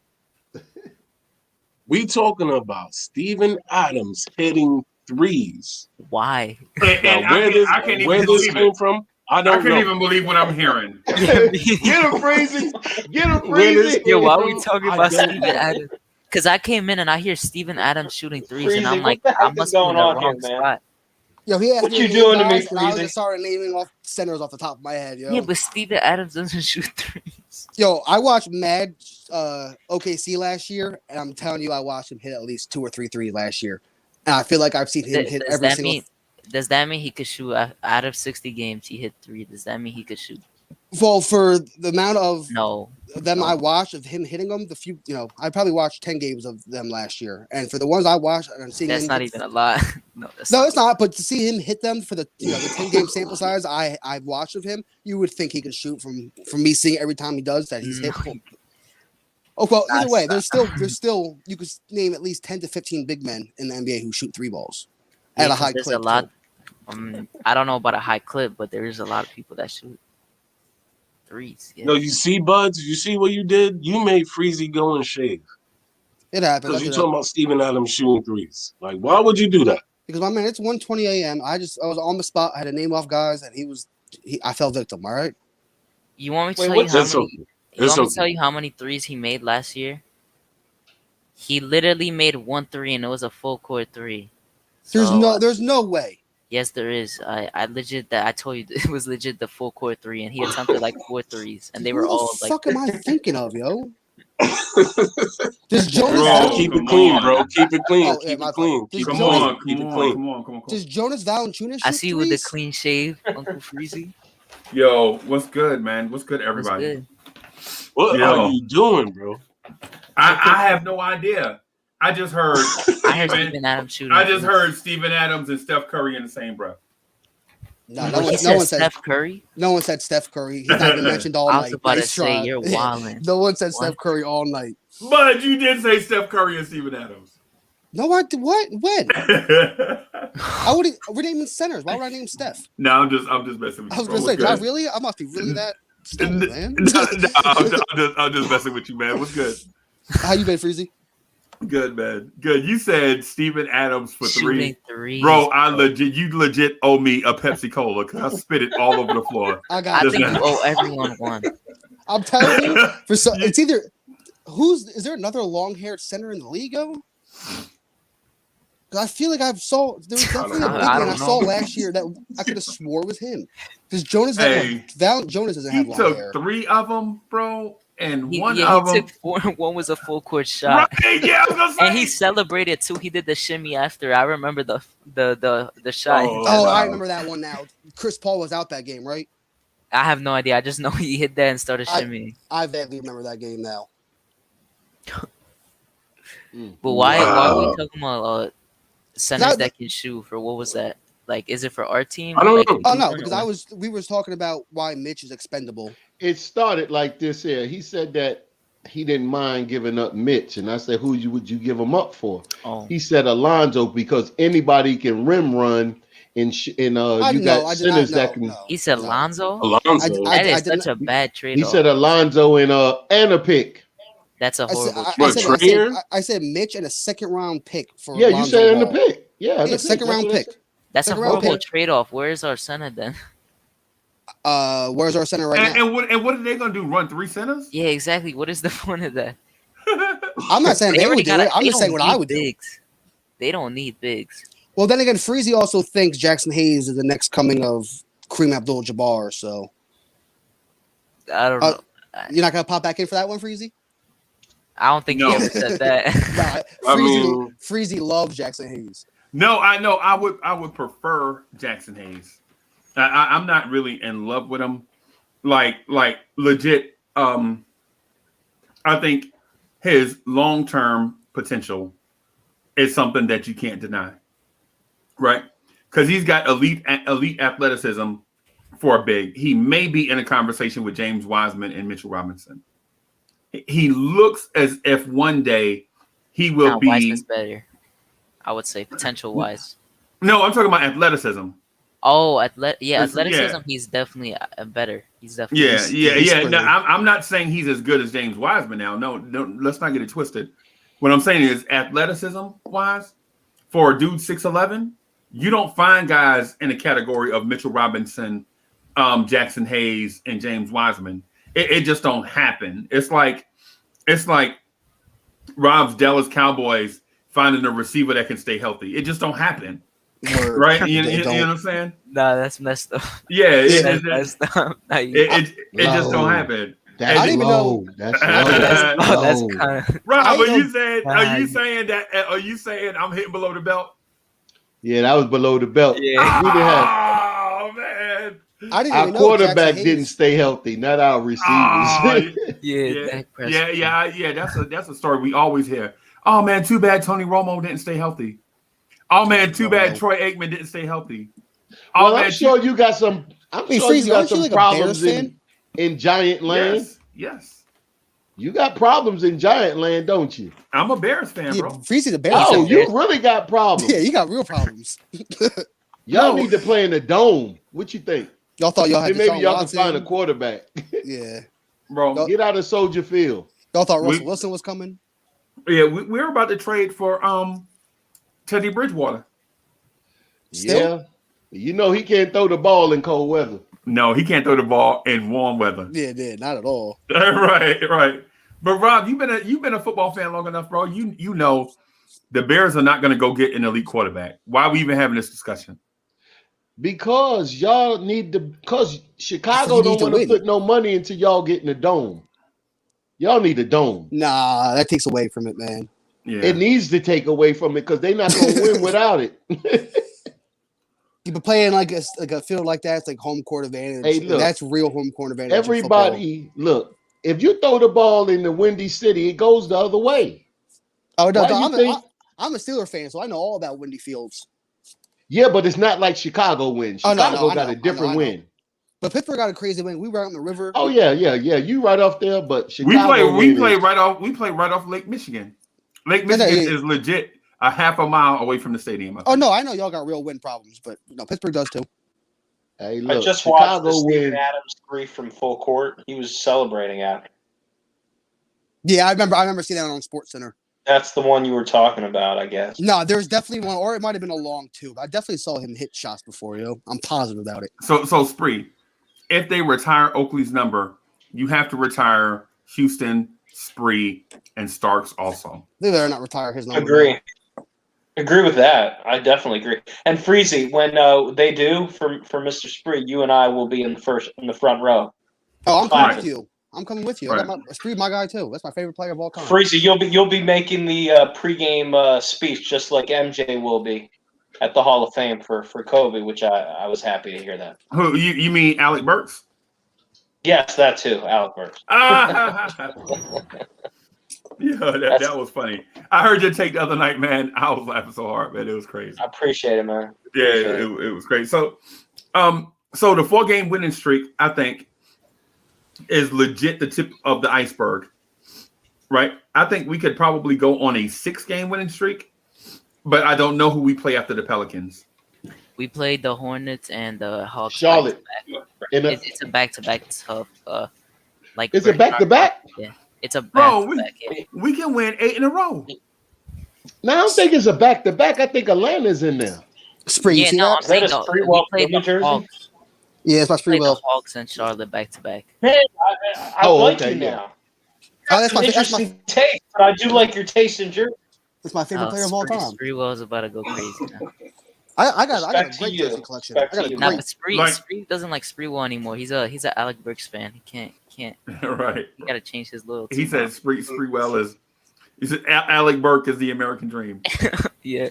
His American dream. Yeah. But yeah, we play Charlotte on 4/20 and then Atlanta on 4/21, which is my birthday. I ain't paying no attention to nobody on 4/20. Me neither. That's my day, bro. My birthday the day after, Earth Day the day after that. That's my 3-day week. All right. I see what y'all trying to do. I see what y'all trying to do. Y'all trying to get raspy hoodie Kev to come in here and start wilding out, and then we're not gonna see him for another 4 or 5 days. Okay. Nah, he Let's keep certain names down. Let's keep certain names down. Okay. Let's keep certain names down. Let's keep certain names down. Hey, can I do my hoodie Kev impression? Can I do my hoodie Kev impression? Good. I know good and well. You ain't talking about Reggie Bullock. All Reggie Bullock did was lock down Kevin Durant, held him to 5 points on 2 for 41 shooting, and Reggie Bullock hit 11 threes. That's all he did. He literally will never do it again. He can't do it again. Reggie Bullock only shows up for the first 5 minutes of the first quarter. That's it. Yeah. And so I'm like, but Hoodie Kev, he held potentially the greatest scorer of our lifetime to 5 points on 2 for 41 shooting, and he was 11-11 from 3, and he hit 9 of those threes in the fourth quarter. Where was he at the first 3 quarters? That's Hoodie Kev when it comes to Reggie Bullock. Yeah, Gregory Castillo legit just said, say Knox 3 times. Say Knox 3 times and Hoodie Kev will appear. Well, what you should have said was say Knox 3 times in the mirror, and you turn around. And you see Hoodie Kev sitting there with the hoodie on. You got breathing on your shoulder. Right. Because I legit said, hey, Tibbs is not benching Kevin Knox or Frank Ntilikina. Tibbs is rehabilitating them because the prior regime ruined them. So Tibbs, instead of throwing them back to the Wolves again and having them be even more ruined and potentially have to cut them, he's rehabilitating them. bringing them along really slow so they can build their right, and building them. And he was like, and so Hoodie Cap was like, his mind was like, I can see where that makes sense, but his mouth won't let him say it. Yeah, his heart won't let him say it. Yeah. Well, one of them won't be back next year. Yeah, I think it's gonna be Hoodie Cap. Hoodie Cap won't be back. I was talking about Frank, but oh, okay. I think it because if Knox leaves, I think Hoodie Cap is leaving with him. You mess around and let Kevin Knox sign with the Charlotte Hornets. Oh, I see it. And bro, I'm telling you, if Knox signs with the Charlotte Hornets, it's traded there. Yeah, man. I need that Warriors jersey with that Thunderbolt lightning stripe on the side of his. That's one of the. That's one of the. Hey, look, what y'all think? What y'all think about our 9:30 game? We play at 9:30. That means everybody can sit down, have your popcorn ready. That's a good time to play a game. Yeah, I'll be home from work. 10:30 games. Those 10:30 games are the worst. Yeah, I really don't like the start, but you know what? I'm in it to win it, bro. Hey, look, I like. Oh, so what time that'll be for you? Yeah, it will be 6:30 for him. That's do you work there? Oh, that's a 6:30 game for you. Yeah. So you'll be watching the Knicks at 4 in the afternoon. Oh, you on the West Coast? Yeah, it'd be mad daylight. It'd be mad daylight outside, man. Y'all should have seen today. Next time we do a show and the weather's nice, I'm gonna sit outside in the glorious sunlight and sit outside and talk to y'all while y'all like, yo, it's mad dark over here, yo. Wait, I would hate those 1 p.m. games though. I would hate those. Yeah, I was in Vegas. Look, I watched the game. It was like on like at 9:30 in the morning, the college game. I would not be able to do that. I was in Cali for football season one time. I had to wake up at 10 a.m. for a football game on a Sunday. I was so tight, man. That's crazy. That means as though you got to go to sleep knowing that you getting up for the game, and you get up about 7:30, get your beer, get your breakfast. You drinking after breakfast. Yeah, you be drunk early as hell in the morning. Yeah, man. Look, Monday Night Football was like at 6:30. You still at work and stuff. You know what one thing was cool was when we left Vegas, right? We got back to Charlotte. Which one's that, Spring? As soon as we got back from Charlotte, the Monday Night Football game was starting. And then, because you leave at the same time that you come, you land at the same time. And it was 9 o'clock. And then we ain't even go home. We went straight to the Charlotte game in Green Bay. It was Charlotte and the Green Bay Packers. The Panthers. And that was just so cool. We got right off the plane and we shot right up there to the stadium with the bags in the car. But you know what that tell you? Charlotte fans suck, bro. They do. Charlotte fans are horrible. Charlotte fans. That tell you. I mean, think about it. You can land right at game time, and you go to the stadium and sit where you want. And Aaron Rodgers is playing. Oh, it'll be empty. I live right outside against Cam Newton. Cam Newton against Aaron Rodgers, and you can roll up. You're like, oh, I ain't got nothing to do. Let's go to the game on Monday night and go sit where you want on a Monday night game with Aaron Rodgers and Cam Newton playing. But we did play $250 for the tickets though. But that ain't that. We hit the scalper. We hit the scalper. We played. Breezy, who's this guy right here? Breezy, who's this guy? I see who that is. That's Kevin Allen Houston. That's Kevin. That's Kevin Knox. No, I'm just messing around with Hoodie Cab because I know he's watching. PMG baby. Yeah, man. Let's go. Hey, so do you think Latrell Sprewell is a top 10 Knicks shooting guard all time? Of course. For sure. Top 5. Top 5 all time. Wow, that's aggressive. That's aggressive. I mean, what 5 you put? What 5 you put over him? I would say he's probably 4 on that list. I don't know. I don't know if we have a history of great. I don't know if we have a history of great shooting guards, though. To be honest with you. Yeah, it's probably Earl the Pearl the best. Yeah.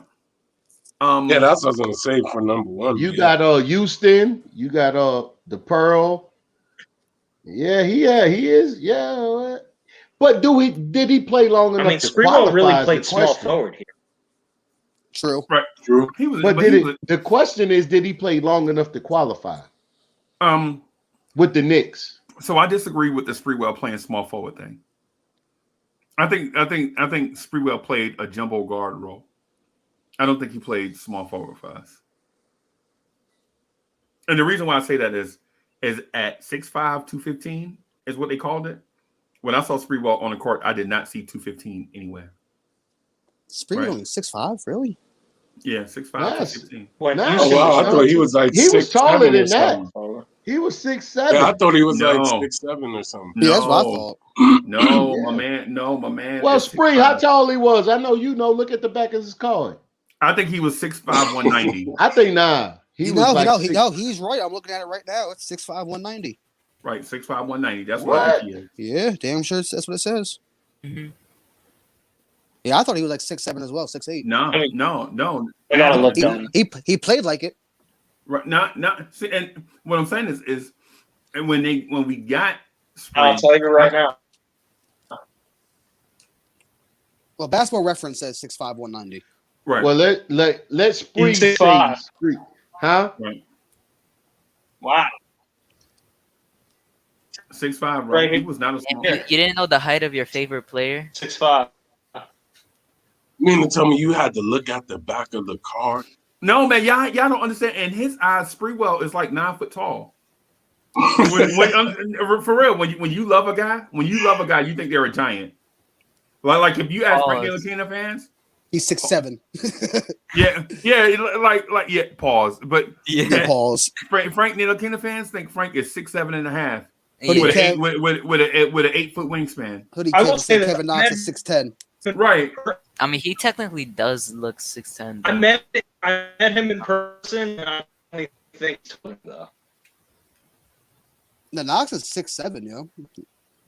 No, Right. Knox is big. No, He don't looks look at Knox taller rookie than card because RJ. Knox came into the league at a young. Knox is about 6'9", 6'10" Yeah, now. I think he's 6'9", 6'10". He's taller than RJ if you look at them standing next to Yo, him. because I seen him standing next to Obi, and that's when I knew. I was like, wow, he grew since he been in the league. Well, that's because he got that little bit of hair, yo. That's why you think he's taller than he really is. Nah, you could just see. It's not even the hair. I mean, the measurements. He filled out. He filled I out some doubt too. he's taller than 6'5" in person. But Hey, yo, hey, look, this is what I got for Hoodie Kev. I ain't show him yet.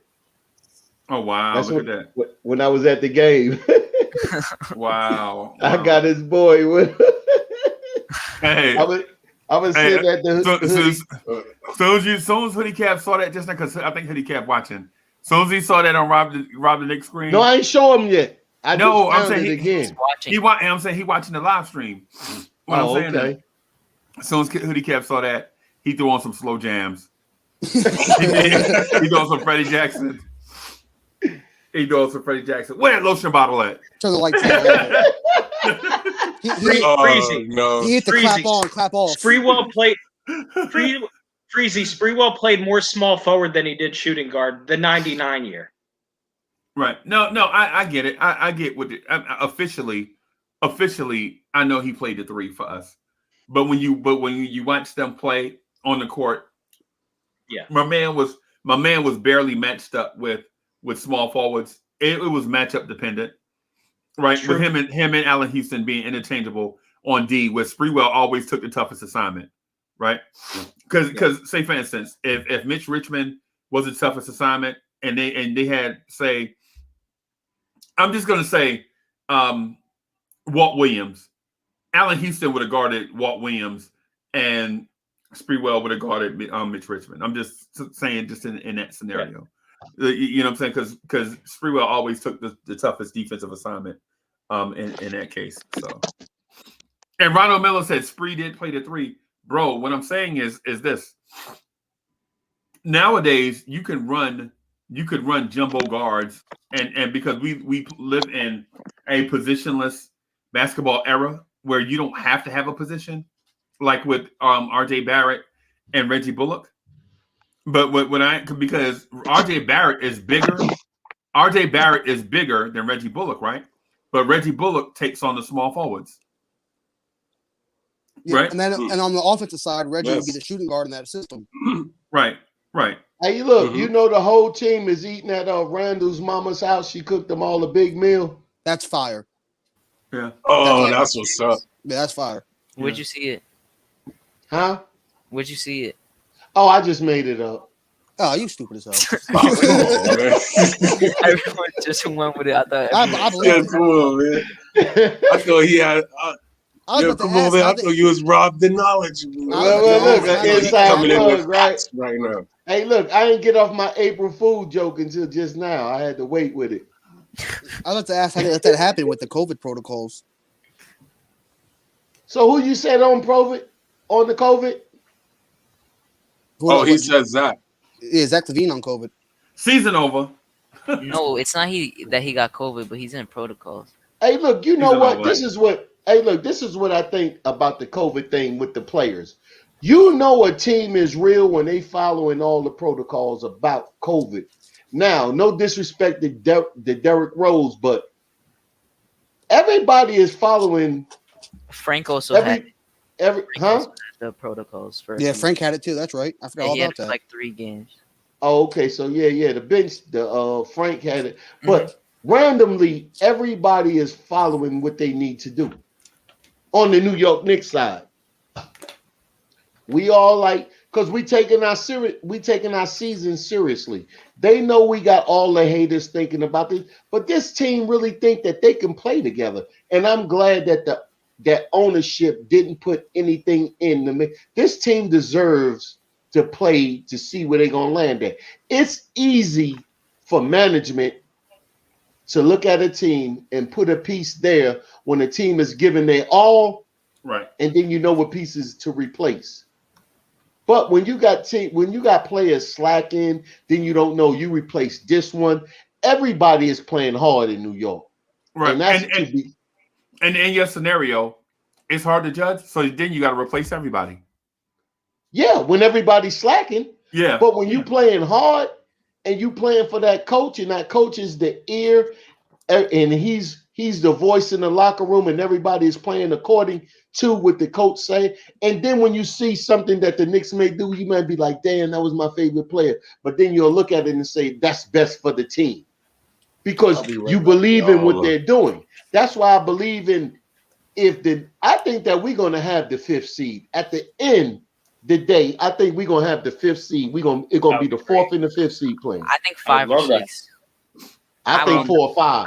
I would love 5. I would love 5. And look, and this week coming up is going to tell you, because if we beat Atlanta and Charlotte going out, that's going to make that West Coast trip a lot more easier. Yeah, I think the 4-5 is where we need to be. That's the perfect spot for us. Because that's right. where we can actually win a series. So exactly. So I'm gonna say this, and I'm gonna let the cat out of the bag, right? I'm gonna share this with y'all because you know what I'm saying we're a close-knit group, and y'all know I don't do kicks for clicks. I don't do Knicks for clicks. I don't do kicks for clicks or whatever. So when I tell y'all some stuff, do you do cars for kids?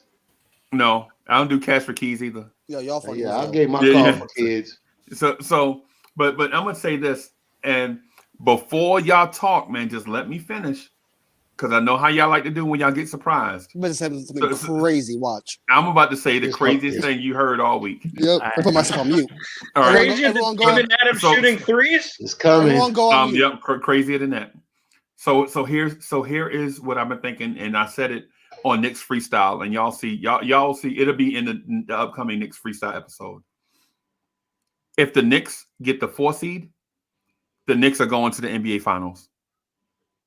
If the Knicks get the 4 seed, the Knicks will have the easiest path to the NBA Finals, and I will almost guarantee it. I'll tell you what. If the Knicks get the 4 seed, right, and if the Knicks get the 4 seed and don't make the NBA Finals, everybody on this video chat, I will buy you merch out of the online store. Oh, we rich now, baby. Let's go. So here's why, Bud. So I told Buzz, I was like, Buzz, you kind of let me finish, right? And Buzz was like, yo, let me put myself on mute. And then as soon as I start, Buzz like, yo, we rich. But so here's the reason why. Here's the reason why. right? So if we get the 4 seed, right, and we play Atlanta, I like our chances of beating Atlanta in a first round matchup, right? And the reason being is because that offense that they run is not an offense that's designed to be successful in the playoffs, right? Right, because if Trey Young can't put you in jail and draw a foul in a game, the offense stalls. And they got rid of Rajon Rondo, who could come in and save the offense just in case, something happens. Right? So we get to the second round and we play Philadelphia, right? So we play Philadelphia in the second round because they would be the 1 seed. We would think that they would beat the 8 seed, right? And so what y'all assume is it's not guaranteed that they beat the 8 seed. Well, say if the 8 seed knocks them off, y'all don't like our chances against the 8 seed, right? My only drawback is I don't know. Buzz, let me finish. I'm sorry. Let me finish. So here's the reason why I say Philly in the second round is a win for us, right?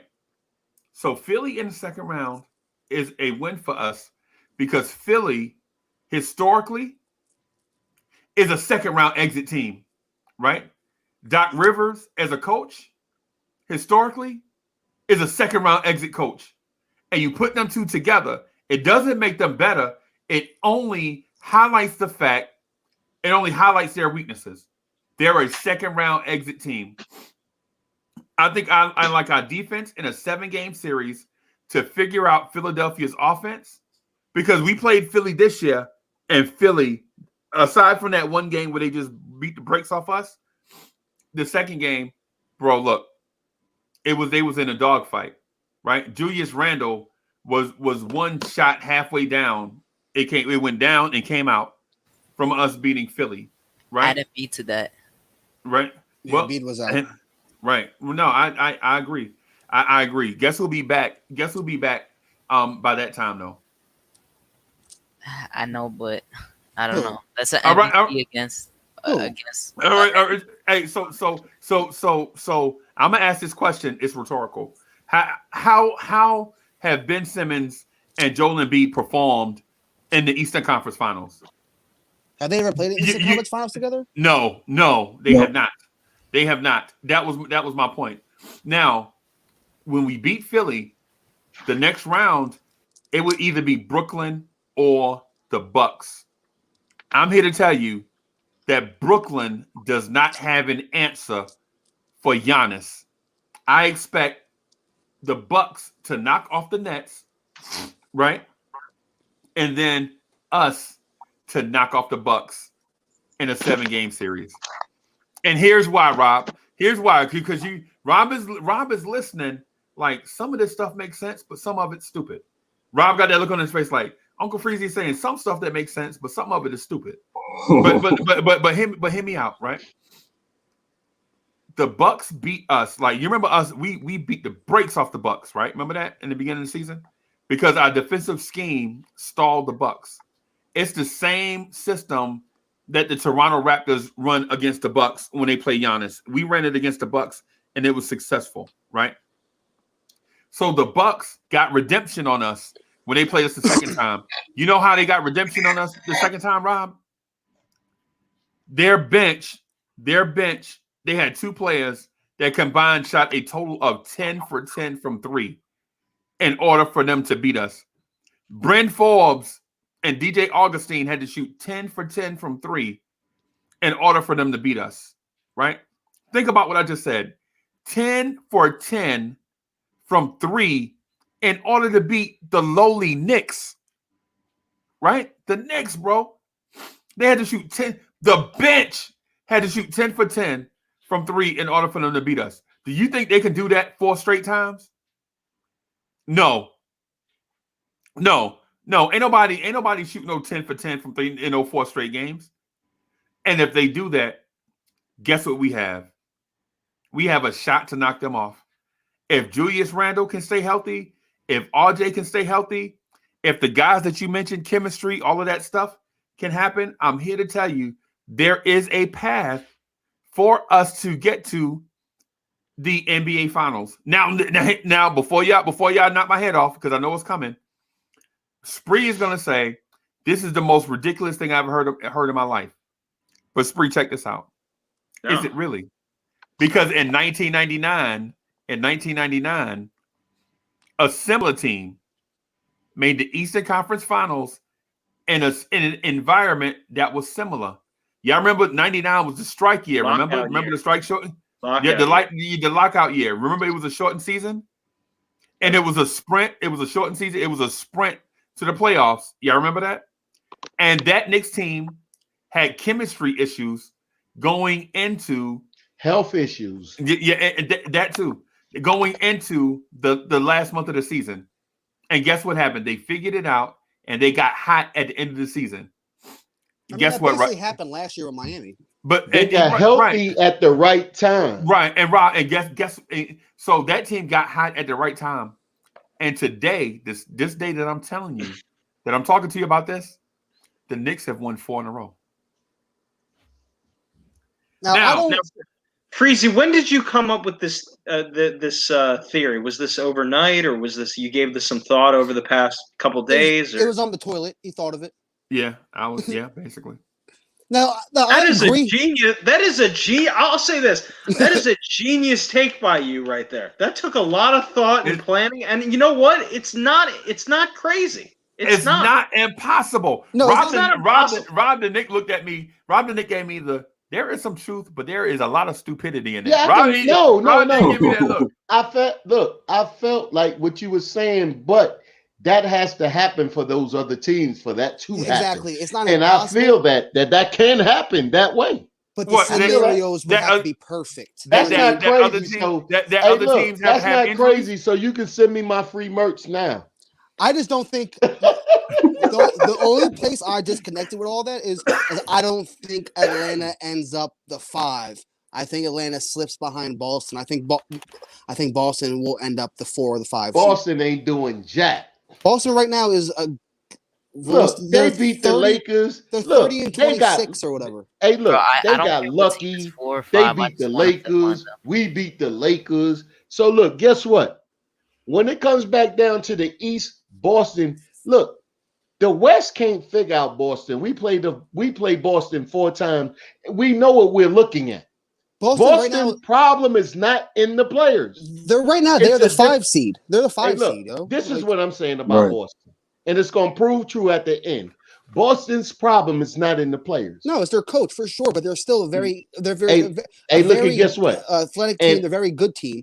I'm not saying that, but what I'm saying about them is this there. With teams on their back, Boston never felt this pressure before because Boston had like kind of control of what they were doing. Teams are getting better in the East, and Boston is having problems mentally. The players are having problems mentally adapting to 2 teams are on their back now. Rob, I think you're too stuck on what happened at the beginning of the season. Boston has started to turn it around, man. Look, stuck on what? What happened? Everybody deals with the same thing. They played poorly in the beginning of the season. They've played well as of late. Okay, but 30 and 26. I wouldn't say right now that I can give Boston say that they're playing well, because they at the easy parts of their schedule and they beating teams that we supposed to beat. Yeah, in the beginning of the season they started off poorly because their best player missed 15 games because of COVID. Hey, look at here, their best player. But you know what? That doesn't matter because right now I'm gonna get to something real quick. It absolutely matters. I'm gonna get to something real quick. Shout out to that Beck for the $5 super platter. And say, what's good? What's good? Put me in, coach. Sai is in the building. Sai, let me tell you this. Since you in the building, let me show you how to breathe easy.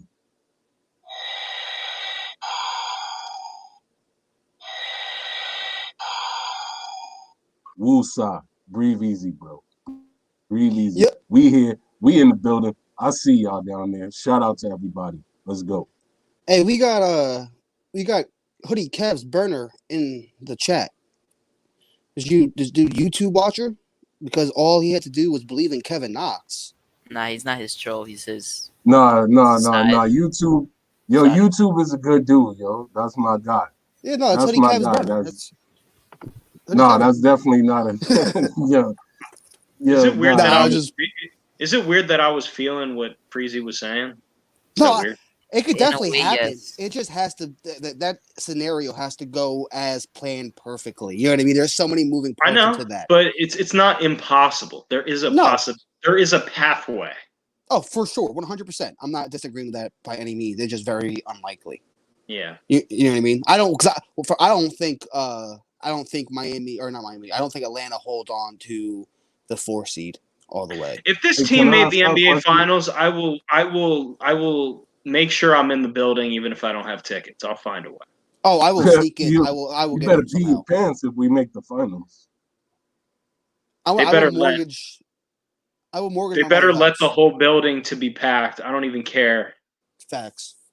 They Yeah, gotta I feel make like an exception to that Dolan rule. better buy a 25,000 cases of the whatchamacallit. Oh my god, why am I drawing a blank? What's the thing called? Oh, the I don't vaccine. know how. Vaccine. I don't know how. I don't know. Oh, go ahead, Sadie. No, I was about to say I I don't know how ain't Dark trusting City's. Dolan shot. I have to get my own. I don't know the how Dolan shot. I don't know how Dark City's voice spectrum is coming in, but if y'all can let me know that y'all can hear me clearly, that would be much appreciated. Like, you know what I'm saying? Yeah, you good. Because, you good. all right, because sometimes when you use the force, I can't tell if y'all can hear me clearly or not. Like, you know what I'm saying? So I just wanted to make sure. All right. We good then. Let's rock, baby. We here. Let's rock. We here. What's good? All right, so We here. We got Dark City in the building. Can I get closer?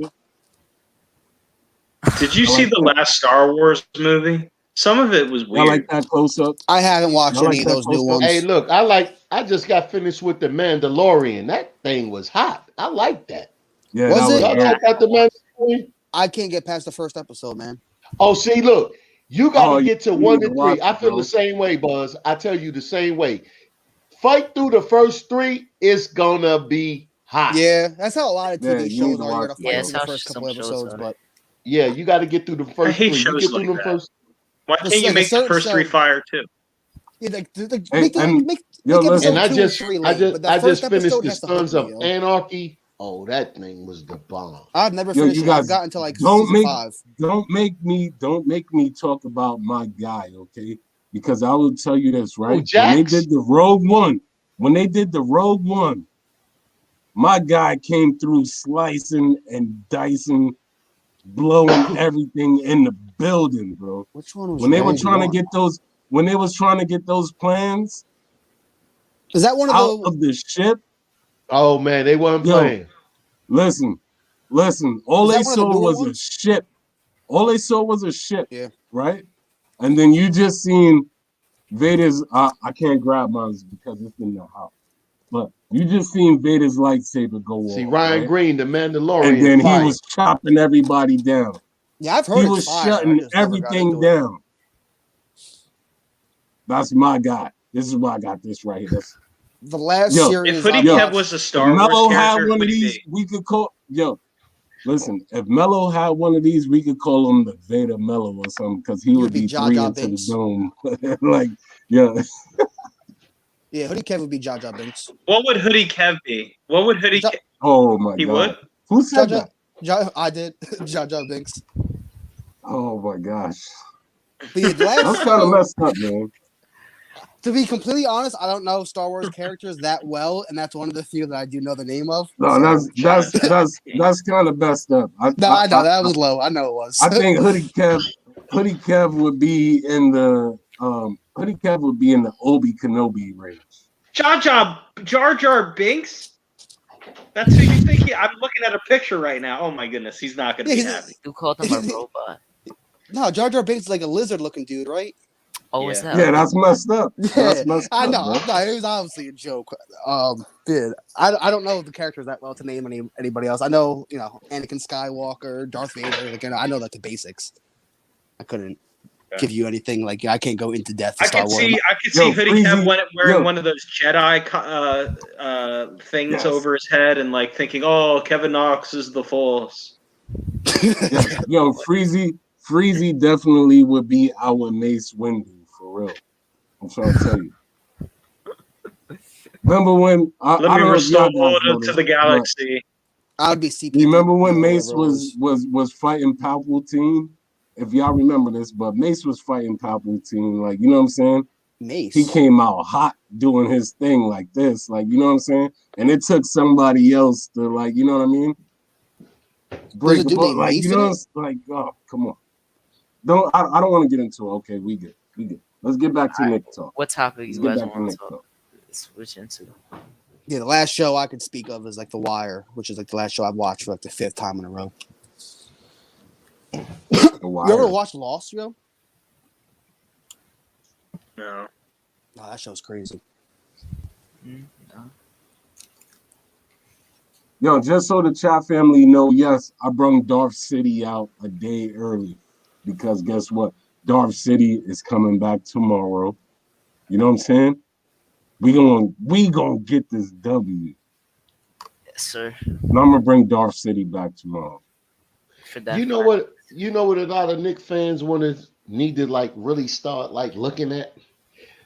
When they start, I'm starting to notice this on different shows. When they start giving out their analysis on the show before the show, it seems like they want to be right more than, because then when you listen to the post show, you seem as though that a lot of them want to be right, and then if they're not right about what they see previously to the game, and then now it's like about, okay, well, when you get challenged on that, you have to start being like, you know, now you got to start being like, really like, okay, yeah, you wasn't right. Okay, yeah, you said this about this player and this, that, there, and the third. Now you wasn't right. And then now you want to be like trying to prove now that you don't even give the win credibility because you wasn't right. You know, oh, they won anyway. Oh, yeah, they said that, they're the third. So now the things that you seen it, that you thought that you was going to see in the game before the game, that you didn't see, the player may have stepped up to a different way that you didn't expect them. And then now you won't acknowledge that. You want to be. Yeah, right. I've seen a lot of that too, Rob. I don't like it. At the end of the day, man, you just got to admit when you're wrong, admit when you're right. Maybe you're not wrong necessarily in your argument. Maybe you had certain reasons for it. But I hear you. A lot of these pregame shows, a lot of people after they come on, they're trying to cover themselves. But we gotta be better, man. We gotta be better as a community. I'm okay with being wrong. 116. Let's be men. You know, okay, yo, damn, he ain't, you know, just be a man about it. Okay, well, I thought that about a player. Because people pick a player and then they have a certain thing about that player. That's why I'm not a player person with the Knicks. I'm a Knick. I'm not a player perceived guy. But when people pick players and then a pet player may not show up to par, or another player that you thought was bad and then he comes up and he shows out, he gets no credit because in your mind state, oh, well, I got to wait for the next time. But you're not taking like the collective that this guy's still on the team. And he done something to help us win. That's because I think Knicks fans have always been that way. They've always been that way. A lot of Knicks fans. But then you get to the Garden and then you cheer and then you win the championship. But so if somebody hit the shot, I look at every player on it. That's why it's easy for me to defend the New York Knicks, because I don't defend from a player standpoint. I defend from the jersey. I look at management. I don't care what really. Do I really care that James Dolan say he kicking people out the building because he got a shirt on that say fire James Dolan? Hey, if it was me and I own the team, I'd probably do the same thing. You're not gonna disrespect me in my own house. Listen, exactly. Listen, if I'm Darth City right now and you walk down my block wearing a so-called The force shirt? Darth City shirt. Bro, I'm not going to let you walk down the block. We're going to have problems. And look, James Dolan is, at the end of the day, he's born and raised in New York. So what would you expect from him? Like a New Yorker. Why is that even a thing, bro? Why is that even a thing? Like, you know look, what I'm saying? ESPN, everybody tries to make that a thing, and I'm looking at the thing like, I don't care about that. I knew this is about Oakley. Like I was going to get, me and Fully are going to have a conversation coming soon about should Oakley's jersey be retired? Hell no. Hell no. Didn't the Knicks want him to, and he said he doesn't want it? Yeah, because Dolan was trying to make up to him. See, and that's what type of person he is. Because if the Knicks reach out to you, you know that's coming from Dolan to try to mend it. Exactly. Let's try to mend it behind closed doors. But first, we got to get you back in the building. And you still stuck on your BS. Like, okay, what happened? I seen you from a spectator. I just seen you pushing around all the security guards. I seen you get on Knicks Fan TV, like kind of buzz, trying to give your story, and then you kind of disrespecting him. So I see what you're doing. He's that type of person, though. Like, he's that. Interview with Knicks fans. They say, look, it was stories about, because I had a man that used to work who used to do the clock. It's stories that he used to just walk up behind people like the bully in high school and smack you in the back of the neck, doing like that, and it be him. So, he's got a reputation of being, I think he got what he deserved. And then with the Spike thing, come on, Spike, they emailed you. They showed you the email, said Spike, don't use that door no more. But you wanted to be bigger than the celebrities that was already coming. So you're going in through disinterest with the employees. So you can say, I'm sitting in my seat and y'all didn't see me. Come on, I know the New York BS when I see it. My whole problem with the Spike thing, Rob, was okay. Even if the Knicks were wrong, I don't think they was wrong. Oh, I know, and I don't either. But as the so-called most important Knicks fan or greatest Knicks fan, why would you come the next morning on First Take and completely why not handle it behind closed doors? Because you know what? Because he got the emails. Yeah, both sides are wrong for sure. He got the emails. He knew, but he made the organization look bad by coming on First Take. How does that help? He ran the First Take 90 miles an hour. That's not going to help. Because he knows Stephen A. gonna listen to him. It's not going to help the Knicks. Listen, you mean like the Knicks, even if he thought the Knicks were wrong. What Rob was saying, Spike Lee was on that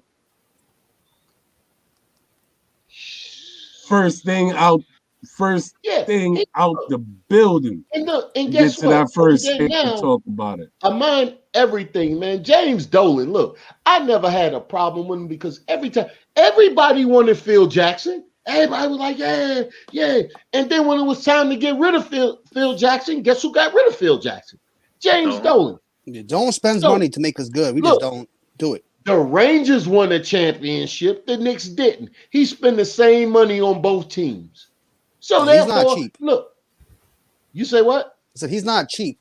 No, he's not at all. He's not cheap. And he gives the fan, him kicking people out like, yo, don't be in there. You ain't going to disrespect me in my house. I don't care. And especially if I'm right there. You're just trying to play me. And then on that last footage, this is what I didn't like. The guy that was doing it didn't have no footage inside the building. He outside with the shirt. Oh, yeah, they just kicked me out. Nah, I think you're a Jersey. I think you're a Brooklyn fan perpetrating. Yeah, it wasn't a Knicks fan. It was they never showed him in the building. But look, ESPN picked it up, but nobody showed it. The last guy, they showed him in the building, what was happening. He filmed it. This guy standing outside the garden talking about they kicked me out because I had my shirt on. Where's your proof? Where's your proof? He didn't have no proof. Back to your point, Rob, about Oakley. I don't think it's going to happen unless he swallows his pride. Hey, look at him. That's on him. I don't think, me personally, I don't think he need to be up there anyway. Yeah, I don't either at all. He's a good Knick, but I don't think he needs to be up there. Pat was lucky to get up there. Bernard still ain't up there. You know, now you don't just get up there. And how many other teams was Oakley on top of that? Like his number's not retired in any other building. He was on the Bulls, wasn't he? I think Sprewell's numbers should be up there. I mean, I'm with you on that, but we all know that ain't happening. You know, he still works in the organization. For what he and I did for the organization, I should be there too. Wait a minute. He only there for like 4 years, though. 4 great years. How much I've helped this organization grow? Yeah, I know. Uncle Breezy and I should be in the front row. It's like 10 plus. We should be getting Blazers at the Masters. Bam. Supposedly they're not chicken salad sandwiches and lemonade. Supposedly the Knicks are not cool towards these small bloggers that are doing this thing. And some pancakes with strawberries on it. You know I like the pancakes with the strawberries. Thinly sliced strawberries and pancakes. Thank you. Like the word is, they don't let CP from Knicks Fan TV in the building like that. Nah, man, that's not true. Cause I just saw but hey, Buzz, that's not true because and shout out to my man. I'm not name dropping right now, but Jonathan Macri asked questions. Jonathan Macri of Knicks Film School asked questions to Tibbs. Yeah, Macri's the only one. Macri's the only one I've noticed. But I've heard CP3 say something, or not CP3, CP say something about the Knicks not giving him love like that. Like they won't let current players on his show, supposedly. Why? And stuff like that. I don't know. Right. It's what they do. But they do that to all the media. Where do you see current Knicks players do interviews aside from MSG or anything owned by Dolan? I mean, Randall did JJ Redick's. Oh, good point. Yeah, so. Yeah, good point. Yeah, that's good. Duly noted. Yeah, so, but that was probably is Knicks Fan TV allowed to ask media questions? To be able to do that. No, they don't have no media passes. I don't know. I'm working on getting me something, man. Would y'all be down if I was to? I'll throw. Yes. I'll throw if you need some money. Oh yeah, you already know. I don't mean it like that. I mean, I'm talking about because in order for me to do that, I have to become media, right? And so once I become media, or once the joint becomes media, there's no more of me and City just, you know what I'm saying, being true to who we are, so to speak. It's the same thing with Spree. Then I don't want you to do it then. Right. Yeah, like it's the same thing with they allow. Yeah, I have to upgrade technology. I have to be ready at such and such time in case certain events happen. I have to speak. I can't diss people, right? I can't be unfriendly towards certain. I can't have you be media. Right. No, we can wait on that. I'm not going to take my selfish views and gains for we can wait stopping on your growth. If you can get a media pass, that's huge growth, man. You don't pass that down. Well, it depends. But it's a huge opportunity. But the thing about that though is if I do that, then me and Buds can't talk about whatever we want to on the Knicks Sunday podcast. That sucks, and we could talk privately on a different time or on a different platform. Yeah, but still, no, we're giving the people what they want right now. You know what I'm saying? There's a time and a place for everything. You know what I'm saying? And when that time and place comes up, that's when it comes up. This platform is awesome. It gives Knicks fans their piece to speak their mind and all that stuff. But Freezy could give it over to somebody else and watch it grow while he chases a bigger career with something else. Right. And so place for everything. And so we're growing. We're just growing and we're growing like. Man, you move fast because I remember when I first remember seeing you on the thread and you was doing this on that other platform, right? It didn't have this type of views. And I was doing it on. You remember the grainy laptop? Remember how grainy my camera was? Yep. But yeah. So the thing is with us though, as there are a lot of people that do this, but my thing is this, and so I meant to say. Spree, so I meant to say this to you, man. When you come on, man, we need to plug y'all joint. Appreciate it. We need to plug y'all joint, man, so we can. And I know I always offer y'all mad advice. I'm like, man, y'all should do this, do that. And so, but what I offer it because I made a lot of mistakes like starting out, and I don't want y'all to go through the same stupid mistakes that I made. Like just random stuff that if I had known. I would have done it better. You know what I'm saying? So how's the channel doing?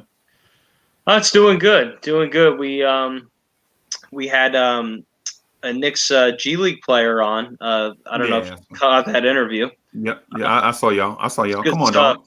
Good stuff. We're gonna have Ian Begley at some point working on that. My man Ian Begley from SNY. And we got a show this Saturday. We may get a college player talking to him about his life. So it's good, man. Hector, Zach, and Money Making Mitch. They're good dudes. For the love of the game. If you haven't subscribed, check it out. Hey, y'all, the way y'all spell it is funny.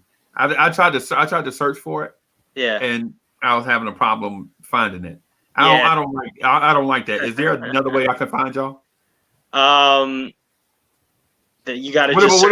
What about your social medias? Yeah, you could follow. We're gonna develop a social media presence, but you can follow me at Spreewell Fan 8 if you want more information, and it's got all links to all that stuff. So you can check it out there. And also, if you want to follow my own personal YouTube, if you like Spreewell, like I like them, or if you like Ewing, Allen, Houston, I haven't had a chance to really do many videos, but I'm gonna start back up because my wife is pregnant, and we're it's busy times right now, but congratulations, boss! Oh, thank you, man. Thank you. Congratulations. Latrell Sprewell is the American Dream. That's the channel, man. I promise you. Here's the one thing I'll say: if you subscribe to my channel, I promise you, I work for you guys. I'm not doing it for any other reason. It's just for fun. I'm giving you memories. So I mean, somebody I'll say this really quick, Freezy. I got a comment from somebody in Germany who said, I was at this game when they chanted Jeff Van Gundy in that Hawks series. I totally forgot that chant when it was like they were meeting with Phil Jackson and he was going to get fired. There were rumors, but the whole crowd was going nuts for him. And he said that made my entire year. He posted that on that made me feel special. So that's amazing, man. Yeah, man. Hey, so my one critique of the channel, like when I jump in and watch. You gotta shout out your chat, bro. Y'all gotta whatever it is y'all talking about. It ain't that important. Shout out to people like legit. I got people in the chat. Julian Blum, Boost Mobile, everybody. Listen, Wilson Ding, Chris Chang, my brother. Hey, the fellowship is more important than y'all conversation. I agree. And so the thing about it, and so it's one of those things, man. If you want people to come back, you want people to enjoy their thing, you got to incorporate them. You got to make them feel welcome. Well, we also not only that, Frieza, we want like this. Like anybody can come on. Like we don't care. Like, and we also don't just limit it to Knicks. That's the one thing we are kind of we're a weekend freestyle. Like we want to talk baseball. If baseball's your thing, if football's your thing, you want to talk draft. We're open to all of it, man. Right, no doubt. Yo, while we doing this, can you remind the people what's gonna happen as soon as we get 100 likes? Remind the people what's gonna happen. Bro, how many likes we got right now? How many likes do we have right now? 49. 49. I don't know. I can't see. How about I can only do limited stuff? I gotta use the force to be able to see it. Okay. Let me see. Let me see how many. So we have 49 likes, right? And there's a super chat. And so let me. There is a super chat, right? Let me see. Oh, that's that Beck. What's up? I was so busy talking to Spree that I missed that Beck. That Beck is in the building. What's good? Yo, y'all get those likes up. 49 likes, but 87 in the building. How about we do this? If we get this to 70 likes, what we'll do is give somebody in this chat tonight the city collection. It'll be the joggers, it'll be the city tee, and the Lawrence Tears bucket hat. We'll send that to one lucky person tonight. If this gets up, is 70 enough, or should we say 75? 75. It's 80 people in the chat. It's 80 people a little more for that. Yes, 75. Yeah. If we get this up to 75 likes in the next 20 minutes. Right? No, don't give him that big of a window. Let's go. Yeah, y'all smash that like button. And I'm not even picking. What I'll do is I don't know how to randomize it. I don't know how to randomize it where we get somebody. But I'll tell you what. Tell you what I'll do. I'll pick somebody in the chat to pick another person. I'm gonna pick a random person in the chat, and I'm gonna give them something if they pick somebody that get the city collection, right? So I'm just gonna pick a random name. Like I'm just gonna scroll up and stop. I'm just gonna run the mouse, and then I'm gonna stop on somebody's name, whoever it is. I'm gonna give them a T, and then ask them to pick a random name, and then that way 2 people can share and what we're looking to do, right? That's if we get to 75 likes. And right now, do y'all understand what that means? This is something that's never been done before. Been done before. I want y'all to rock the Lawrence Tier swag. You should have made them answer a trivia question. The first one to get it right. Oh, you know what? Maybe tomorrow. How about we do that tomorrow? So tomorrow, I'll tell you what. Tomorrow night when we come on the Knicks at Night podcast, regardless of the likes, we want a lot of likes because we want to get exposure so the YouTube algorithm can pick us up so that we can get in front of more people so that more people can come in and share the experience with us. It's not a popularity contest. I don't care about being popular. You know what I'm saying? That's not my thing, right? My thing is us having a great Knicks fellowship, right? Us coming together, us telling these stories, us talking about the game, having a good time, a place for us to vent as Knicks fans. That's why we do it right there, right? So tomorrow, what we'll do, I'll take Bud's suggestion. I'll ask a trivia question. I don't care if you Google it or what. It's the first correct answer. I'm going to send them a bucket hat. How about that? The Lawrence Tears bucket hat. I'll send that to them. That's fire. Right. All right. So City, where are we at with the likes, bro? Where are we at? Let's see. Let me use the force to make sure I can see this. All right. So obviously, I'm gonna keep this thing open to 2:44. After that, hey, I'm sorry, everything has an expiration date. So right now, we have 56 likes. On what I can see, yes, Buzz is correct. We got 56. So we need 20 more. That's all we need in the building. And I know we got 20 people in the building still. Right. That didn't like the joint. And y'all know that y'all here. Y'all know that y'all here because y'all like what y'all see. Start making burner accounts and go on there and like what that account, man. Do what y'all gotta do. Y'all know y'all here because y'all like what y'all see. So you know what to do. Don't make me throw the orange and blue down low in the chat. I could do that. Oh wow! Don't make me do it. Okay, so let me ask while we figure out if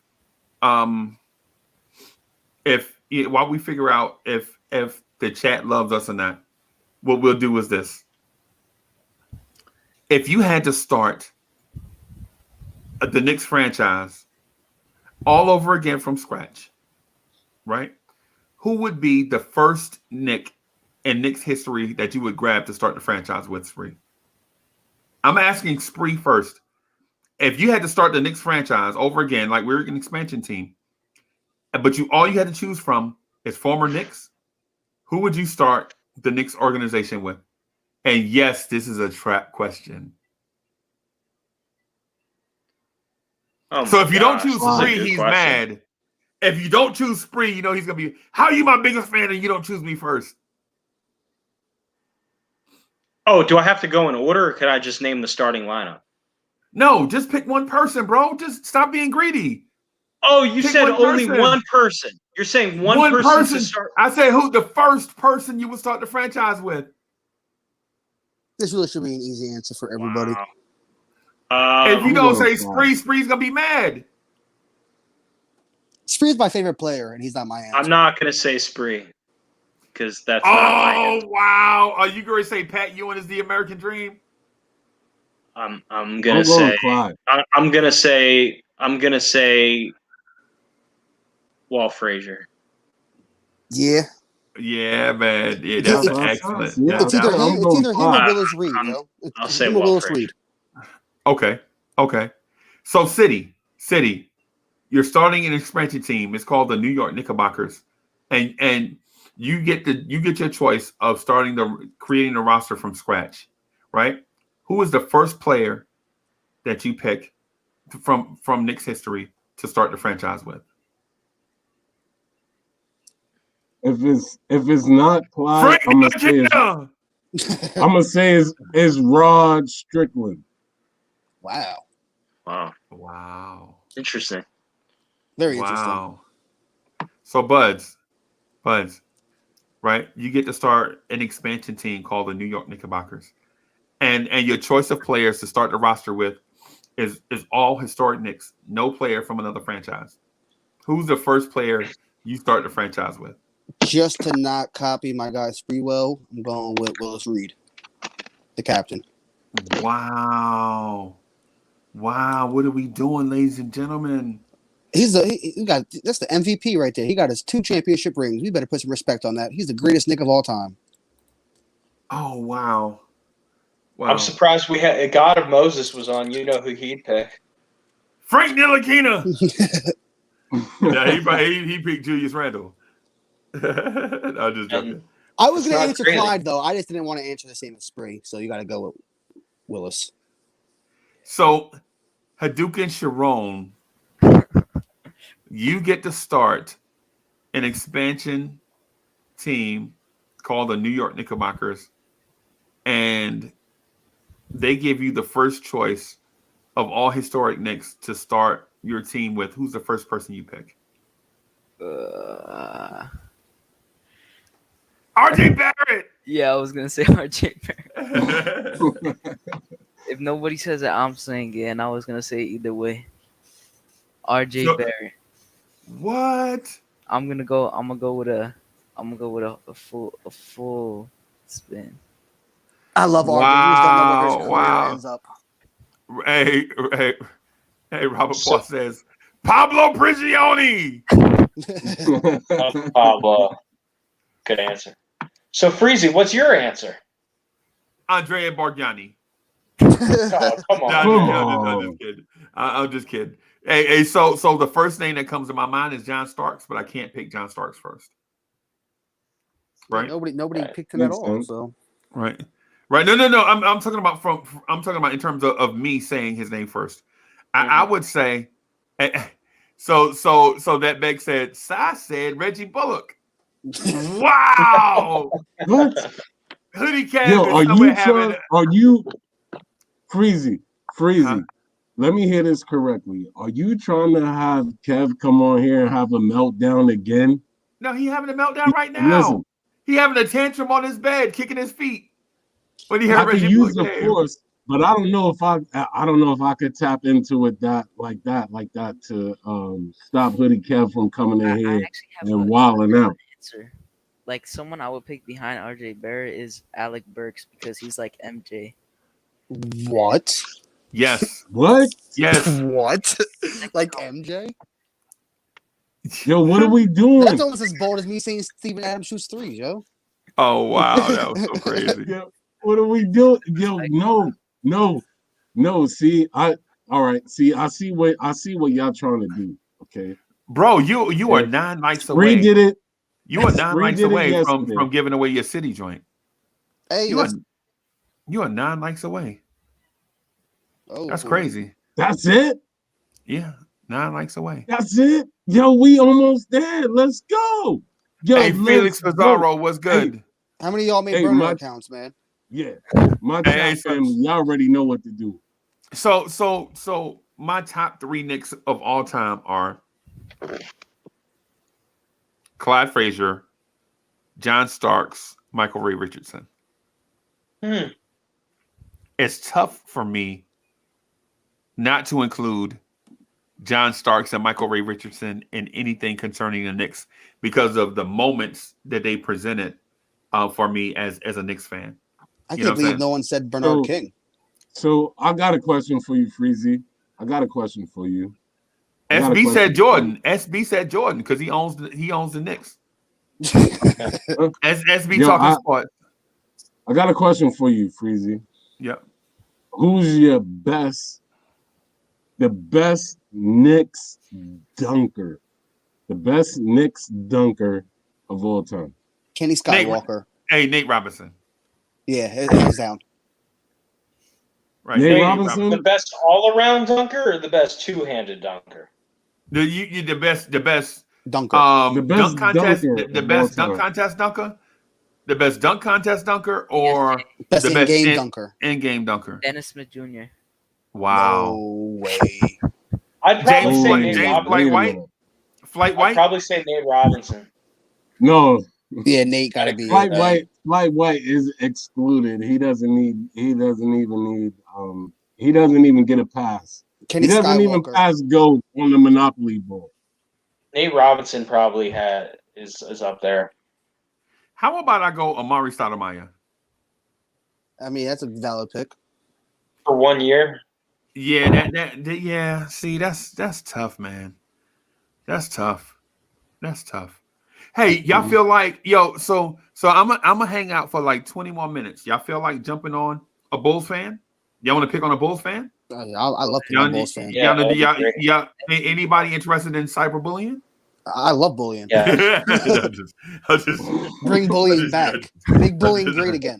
I'm just messing around with SB because he's Dark City is ready for everything.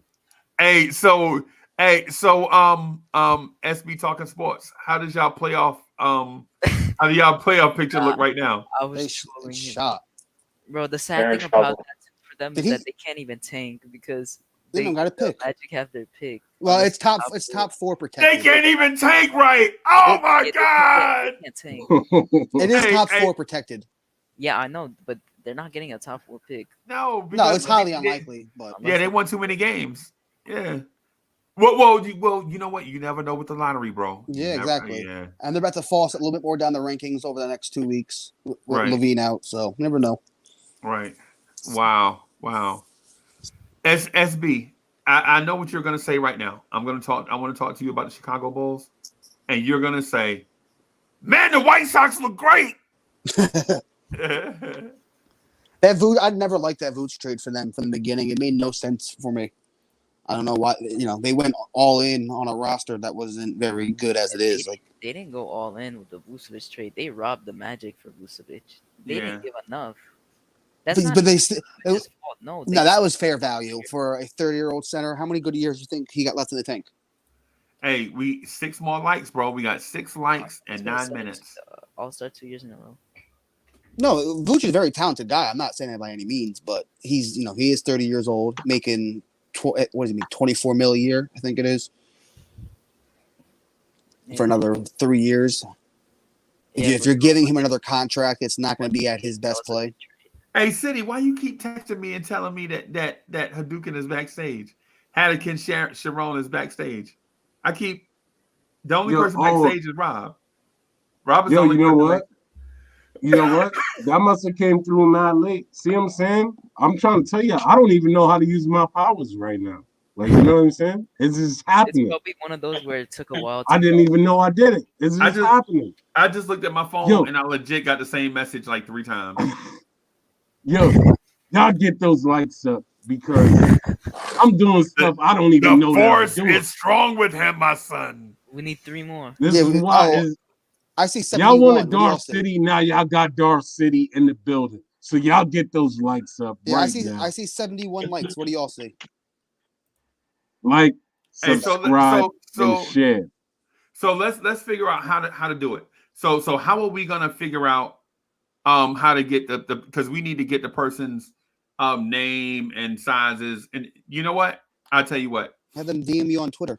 DM me on Twitter. The whoever the person is. DM me on Twitter, and then what I'll do is I'll get sizes and all that stuff, and then I'll place the order, and then it'll be on the way, right? But I want to pick somebody else to pick the name, and so I'm gonna do the randomizer. As soon as we get there, pick the person. Okay. Because we gonna get there. I wanted to pick the person right now. Can I pick the person right now? Yes, sir. Yeah.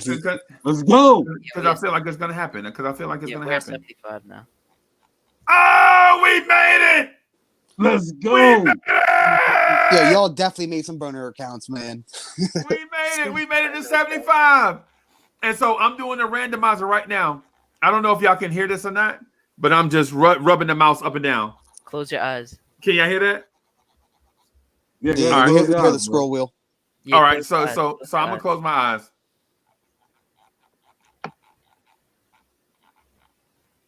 The person is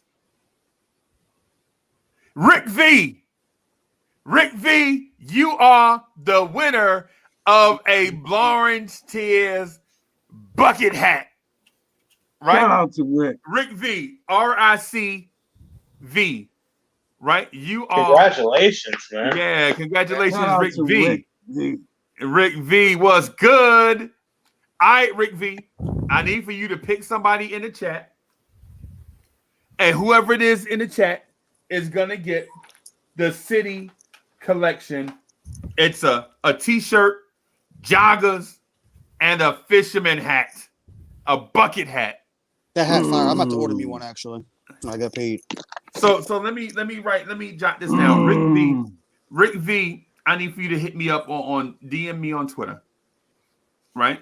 Rick V. So I hadn't heard anything back from Rick V yet. Rick V, I need for you to DM me on Twitter. I hope Rick you can. V, where you at, bro? Rick V, do you have a Twitter? You got to hit up Uncle Freezy on Twitter.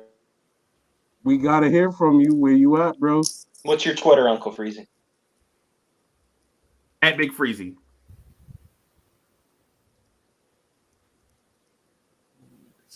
You must be thinking who Let's to pick. go. Let's get this thing going, man. This is what we do. Rick said he don't have a Twitter. Well, right. you better make one. Yeah, I gotta get on. Actually, Rick, I don't know. I got on Twitter just because of basketball, yo. Hey, NBA Twitter is the best thing out there. Hey, so Rick V, how can I get in contact with you, Rick V? Word, put your email down in the chat or something like that. Or if you don't want to give out your personal information like that, then tell me what your social media platform is, and I'll DM you, and then that way we can go from there. Dog, did you just hit me up again? He just texted you. City for real? let Eddie C in Hadouken backstage. Oh, yo, that's my old joints, yo. That was like 4 hours ago. That was like 3 hours ago. That's my old joint. The force is strong with his phone, my son. I'm trying to tell you. Rick said email ? Yeah, I don't want to put my email in my person. I don't know if we got to show email. I have an idea, Freezy. Why don't you drop the link, have him come to the private chat, and that way he can give you his email. There you go. Yeah, that's perfect. There you go. Let me drop the link. Big brain over here. Yeah, that's why you surround yourself with smart people, bro. So I'm putting the link in the chat right now, right? Come into the private chat. Just click on the link, come into the private chat, and put your joint in there. And then you will rock from there. Was good. We hit our mark, baby. That's what I'm talking about. Giving away swag to the people. Got to get the people. Hey, listen, y'all, yo, you getting some city swag, bro. You're gonna match me identically. So I picked Rick V in order to pick a random person, remember? Oh yeah. I picked Rick V to pick a random person. So the random person gets the city swag? Yes, because I didn't want to be the one that picked it because it'd be a bias. There'd be a bias there. Yeah, let his bias show. Yeah. What are we doing? This is awesome. This right. is crazy. So two people win. So we get two people to win. That's basically what we're doing. Hey, Rick, drop the other winner in the private chat as well. Hey, gentlemen, I'm gonna bounce, As long but as I'll it talk to doesn't you have guys tomorrow. American Dream behind it. Okay. Okay. So, Hey, bro, we Tomorrow got night after Macri we on. get that 5th win, man. Oh Yep, yeah, I'm and we gonna got check out Macri in the morning. me in the I know morning. Yeah. that'll be good stuff, my man. Always a pleasure Yep. with it when you and Macri link up. So I'll definitely be on the lookout. It's definitely gonna be some comedy. I'm just gonna say. Hey, tell right. Macri to keep putting. One thing you got to do for me, Freezy. Tell Macri to keep making Thibodeau smile. Every time Macri asks him a question, he smiles. So tell him that for me. Hey, so you know what I told Mac, right? I was like, Mac, you know Thibodeau smiling at you legit looked like graffiti and cement. It was so dry and forced. You know how wet cement, somebody will write in wet cement and it'll just dry like that. Yeah, so it was like, yeah, man. It's funny. Yeah, man. So Rick V, Rick V, I see you. Yeah, this is it. This is it.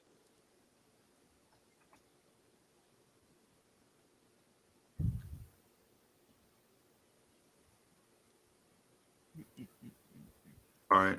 Oh yeah, he's in there. All right, cool. Yeah, he is. He is. So, all right. So I'm hitting it.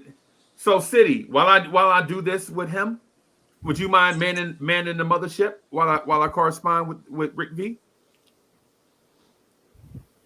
Yes, sir. All right. I'm here, baby. I'm here. I'm here. That's all right. We good. We golden. Do what you do, and I'll use the force to control the mothership. We all right. Oh well, good. So we're gonna do you want to do game predictions to wrap it up? We'll take some how about we do this? We'll take a few questions if y'all feel like talking to Darth City. We'll take some questions. How about that? all right, but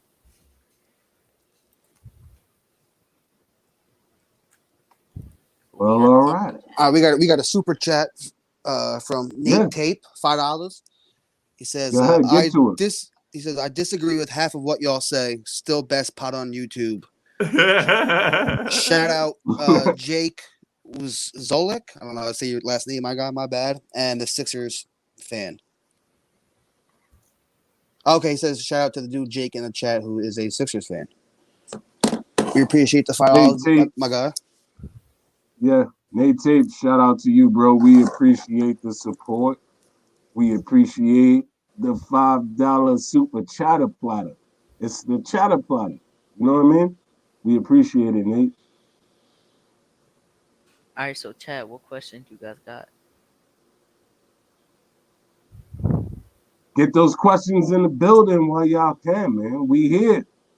All right. Hey, so the thing for Rick V is taking too long. I wanted Rick V to pick somebody to get the City Edition stuff. Do another there we go. So we have a name. Oh, okay. We have a name. What's have the name? a winner. Drum we have roll, a winner. please. I need a drum roll. Somebody please hit me with a drum roll. So the winner of the Knicks at the Blowers Tears, Knicks at Night podcast, City Collection is Julian Blum. Julian Blum. Let's go. What's good? Julian Blum is the winner. Julian Blum is the winner. So Julian Blum, come into the what's the name, man, and hit us up, man, and then I'll work on getting the stuff sent to you. Julian Blum, congratulations. Is Julian Blum still here? You got to be present to win. Ha ha! Julian Blum with the super chat. Oh, Julian Blum is still in the building. Julian Blum is like, yes. Yeah. Oh, what a $10 super chat on top of that. Bam! Shout out to Julian Blum. You are the winner. You are the winner. Hey, so shout out to Rick V. Shout out to Julian Blum. Shout out to the chat. So Julian Blum, what I want you to do is come into the chat. Drop your info. Yes, and then the link's already here. Right. Oh yeah. Yep. So Julian Blum is the winner. Just jump in, man. I'll get your math. We'll work on getting the stuff sent to you, sizes and all that stuff, and we'll work on getting that stuff sent out to you. Yeah. Congratulations, bro. That's what I like. Y'all get those. Yo, yes, that's what I like. Y'all get those likes up, man, because we in the building and we here for the people right now. We hollering at y'all. We talking to y'all. You know what I'm saying? Congratulations, bro. I'm mad excited. Yes, Julian Blum just got the jump off from somebody else. Wasn't from us. It was from somebody else. It's teamwork. It's a family affair, bro. It's a family affair. It's a teamwork makes the dream work. Bam. Remember that. Bam. My man. I'm excited, yo. This is dope. This is dope, yo. And we out here, and y'all still got Dark City in the building. What are y'all doing? What are we doing? You got any questions in the chat? No. So far, everybody's just been thanking everybody. You know? Everybody's just been showing love to everybody. That's what I like. I expect it. I appreciate it. You know what I'm saying? Nate Tape asked when's the MSG meetup? When everyone is got their vaccine and all that good stuff. And then the doors are actually open like that. SB has a question. Oh, go ahead, read it. 5 reasons why the Knicks won't get Zach LaVine. There's only really one. The Bulls aren't. I'll give you one reason because we don't need him. We don't need Zach LaVine? Yeah, the Bulls not giving him out anyway. Right. We don't need Zach LaVine. What we need Zach LaVine for? They just traded for Vooch to try to get him another All-Star. I'll give you one reason we don't need him. I won't go that far because Zach LaVine is a great talent. No, we rocking with what we got right now. You know what I'm saying? If we talk about next season, then okay, that's a different story. But for right now, we can't get him. Right now, we can't get him. Obviously, trade deadline is over, so where we at. We don't need him right now. Who are we picking because up where we at. What was that? Cully asked, who are we picking up after Henson's 10-day contract expires? I don't know because we don't. I don't think we need to sign somebody, right? We only need. You only need 14, right? Yeah, that's what I thought. So technically, we don't need anybody. I'm pretty sure we're actually above the salary cap for like the minimum we need to spend. Because you don't have to spend the whole 109 mil, and we're currently at, I believe, 104 mil this year. So, yo, shout out to Nate Tape Freezy with the $5. Oh, yeah, another one. $5 bang. Any chance? So you want to come on, me? Any chance Knicks take? No, you want to come on or no? Yo, any chance Knicks take a shot on Peter Kiss out? Let me see.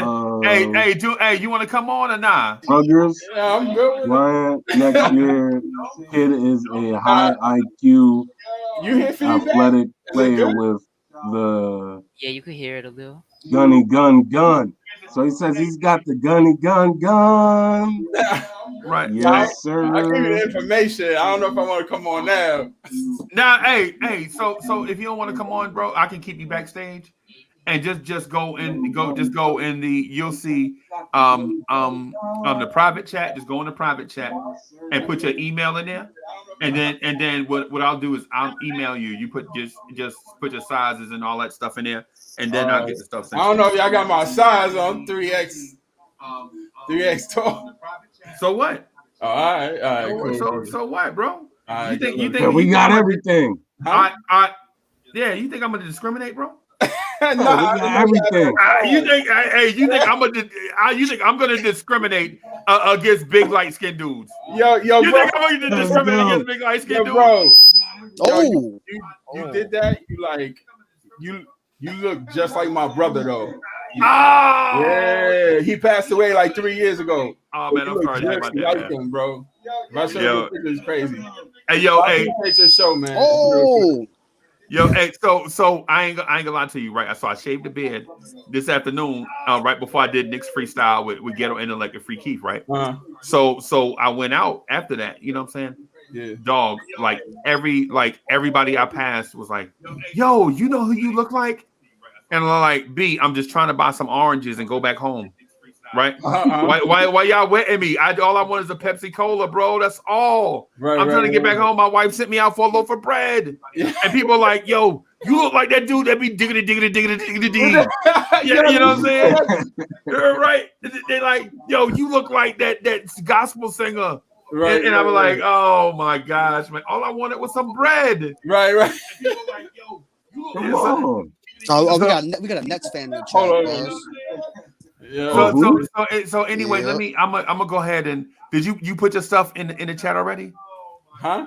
You put your stuff in the private chat already? Hold on. Yeah. Just make sure you. What do you want me to put? Your email address. I don't want everybody to get your email address, so that's what I'm saying. Put it in the private chat. You put your stuff in the private chat already? I sent you my email. Yeah. Just make sure you put your stuff. I don't see it yet. The private. Oh, there it is. Okay, man. Listen, if you would have put your email in the real chat, bro, I'd have been so mad at you just now. No, why not? Nah, man. I don't knock it off, bro. Don't do that. Because I do photography and videography too. So. Oh yeah. I just didn't want to violate your. You know how it is. Yeah, but you get mad spam joint and all of that. Like, I put my whole phone number in the chat one time. Ain't no one text or call my number though. Ain't no one spam me. Some people would say that's because you're probably not important. That's cool with me. I don't want to be important. Leave my phone alone, bro. Yeah, I'm just saying. I'm just messing. I'm just messing with you, guys. You already know. It's good, but you got my information, right? Yep, I got you, bro. I got you. Cool. I'm about to email you Locked right now. In. And I'm about to get loaded, baby. And I'm about to get you off the video chat because I don't know if the video chat can support two big light-skinned dudes at the same time. Hey, all right, bro. It was good to see you though, and congratulations, man. All right, cool. All right, boss. Peace out. Yeah. This is a good night right here, man. This is a good night. We gave away some stuff. You know what I'm saying? We giving away some merch, and the vibes were good. So let me do this real quick. I'm just gonna. This is Uncle Freezy. Yo, congrats. Hit me with the. Can I get my super chat? What do you mean your super chat answer? All right, so we got another super chat, bro. He said to answer his super chat, but his super chat had a statement. Oh wait, actually, I didn't even see this because he was spamming. Yeah, this is super chat. He said, "Any chance Knicks take shot on Peter Kiss out of Rutgers?" Yeah, I read that. Kid is a high IQ athletic player with the gunny gun. I don't. Yeah. City read that. Yeah, City read that. Oh, then why is he? I read that for the brother. Oh. I mean, possibly in the second round, but none of them Rutgers boys are going in the first round. Nah, yeah, none of them are going for the first round.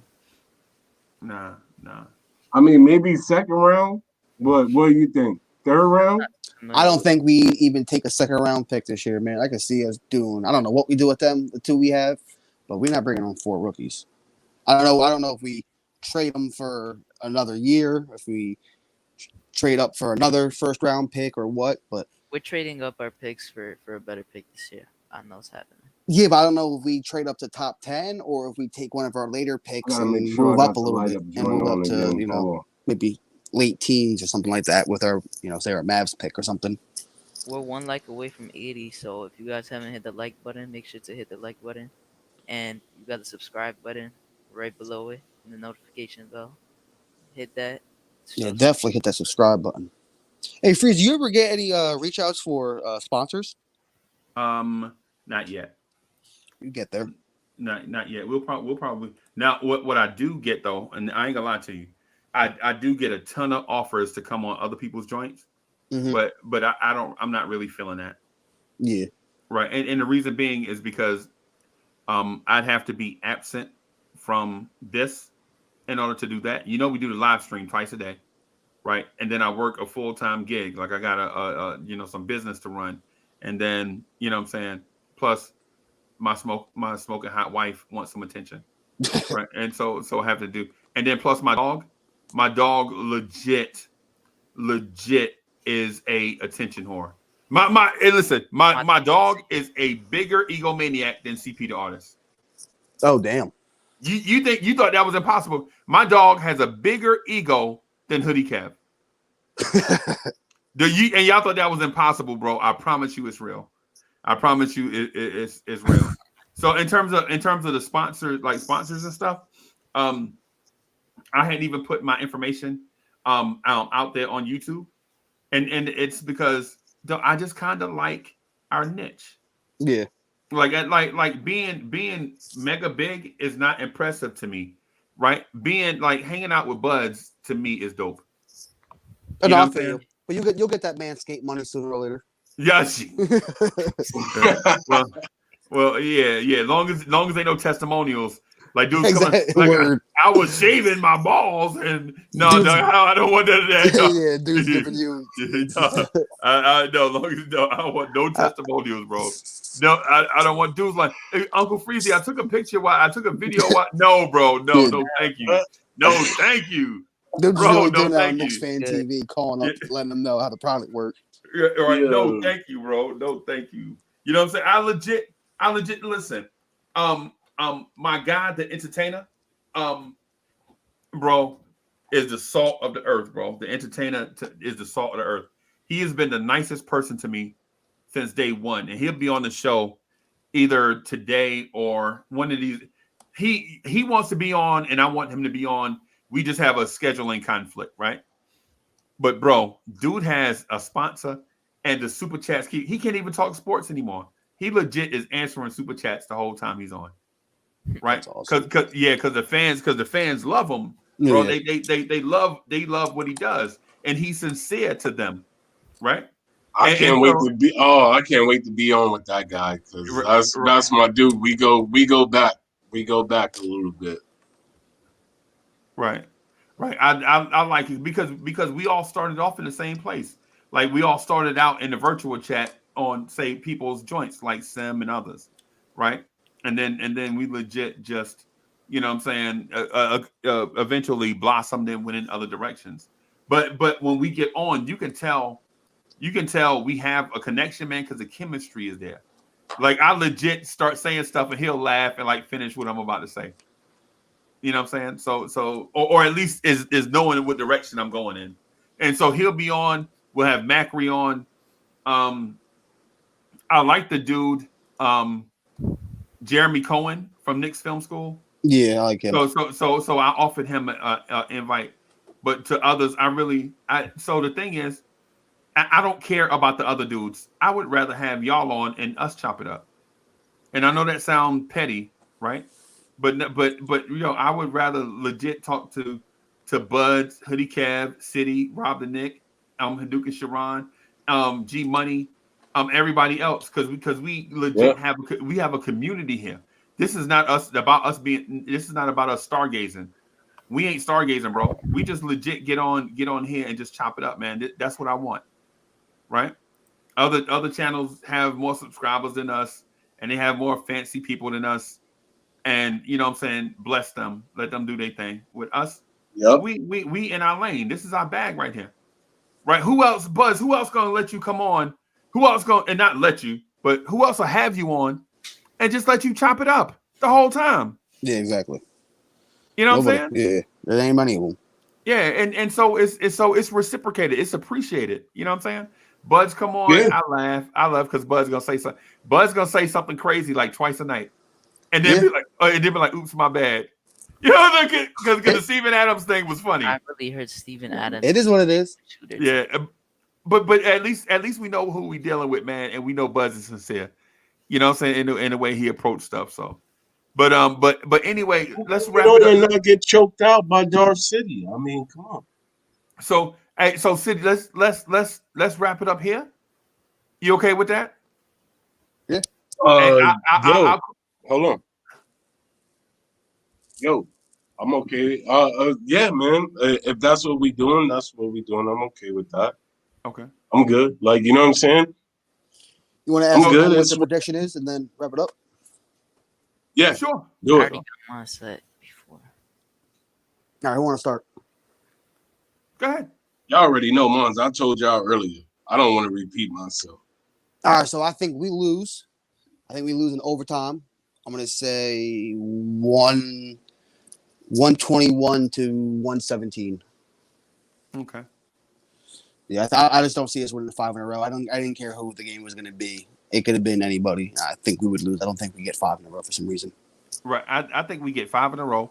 I think Luka gets hurt in this game, and it's a game injury and not a serious injury. Okay. I think legit fate is on our side. From here on out, fate is on our side. Right? It damn well could be.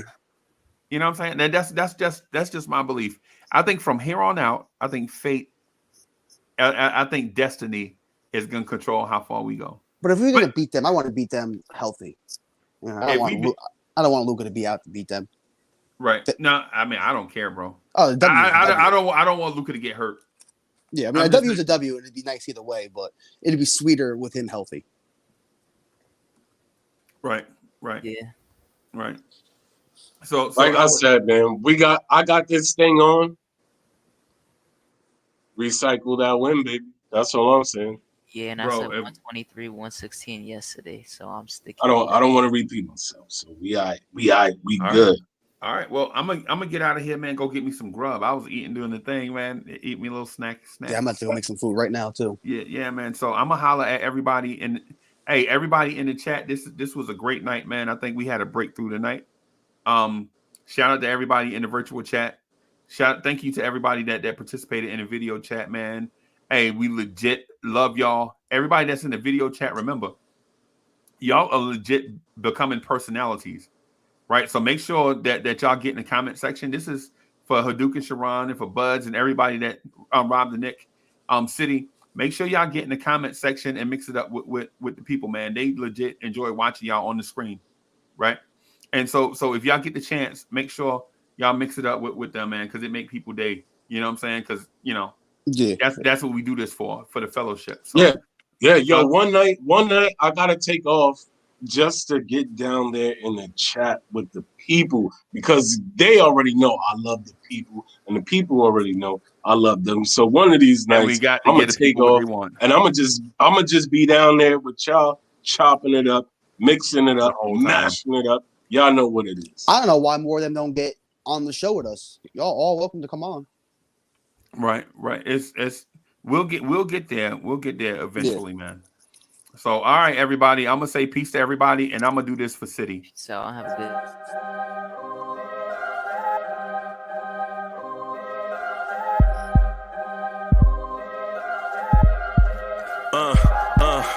I rank where the view is nothing less than phenomenal for how I express and project from my abdominal. The only view better, both my daddy and my mama know. No living parents, my sons give me balance. My wife is my serenity, this mic is my identity.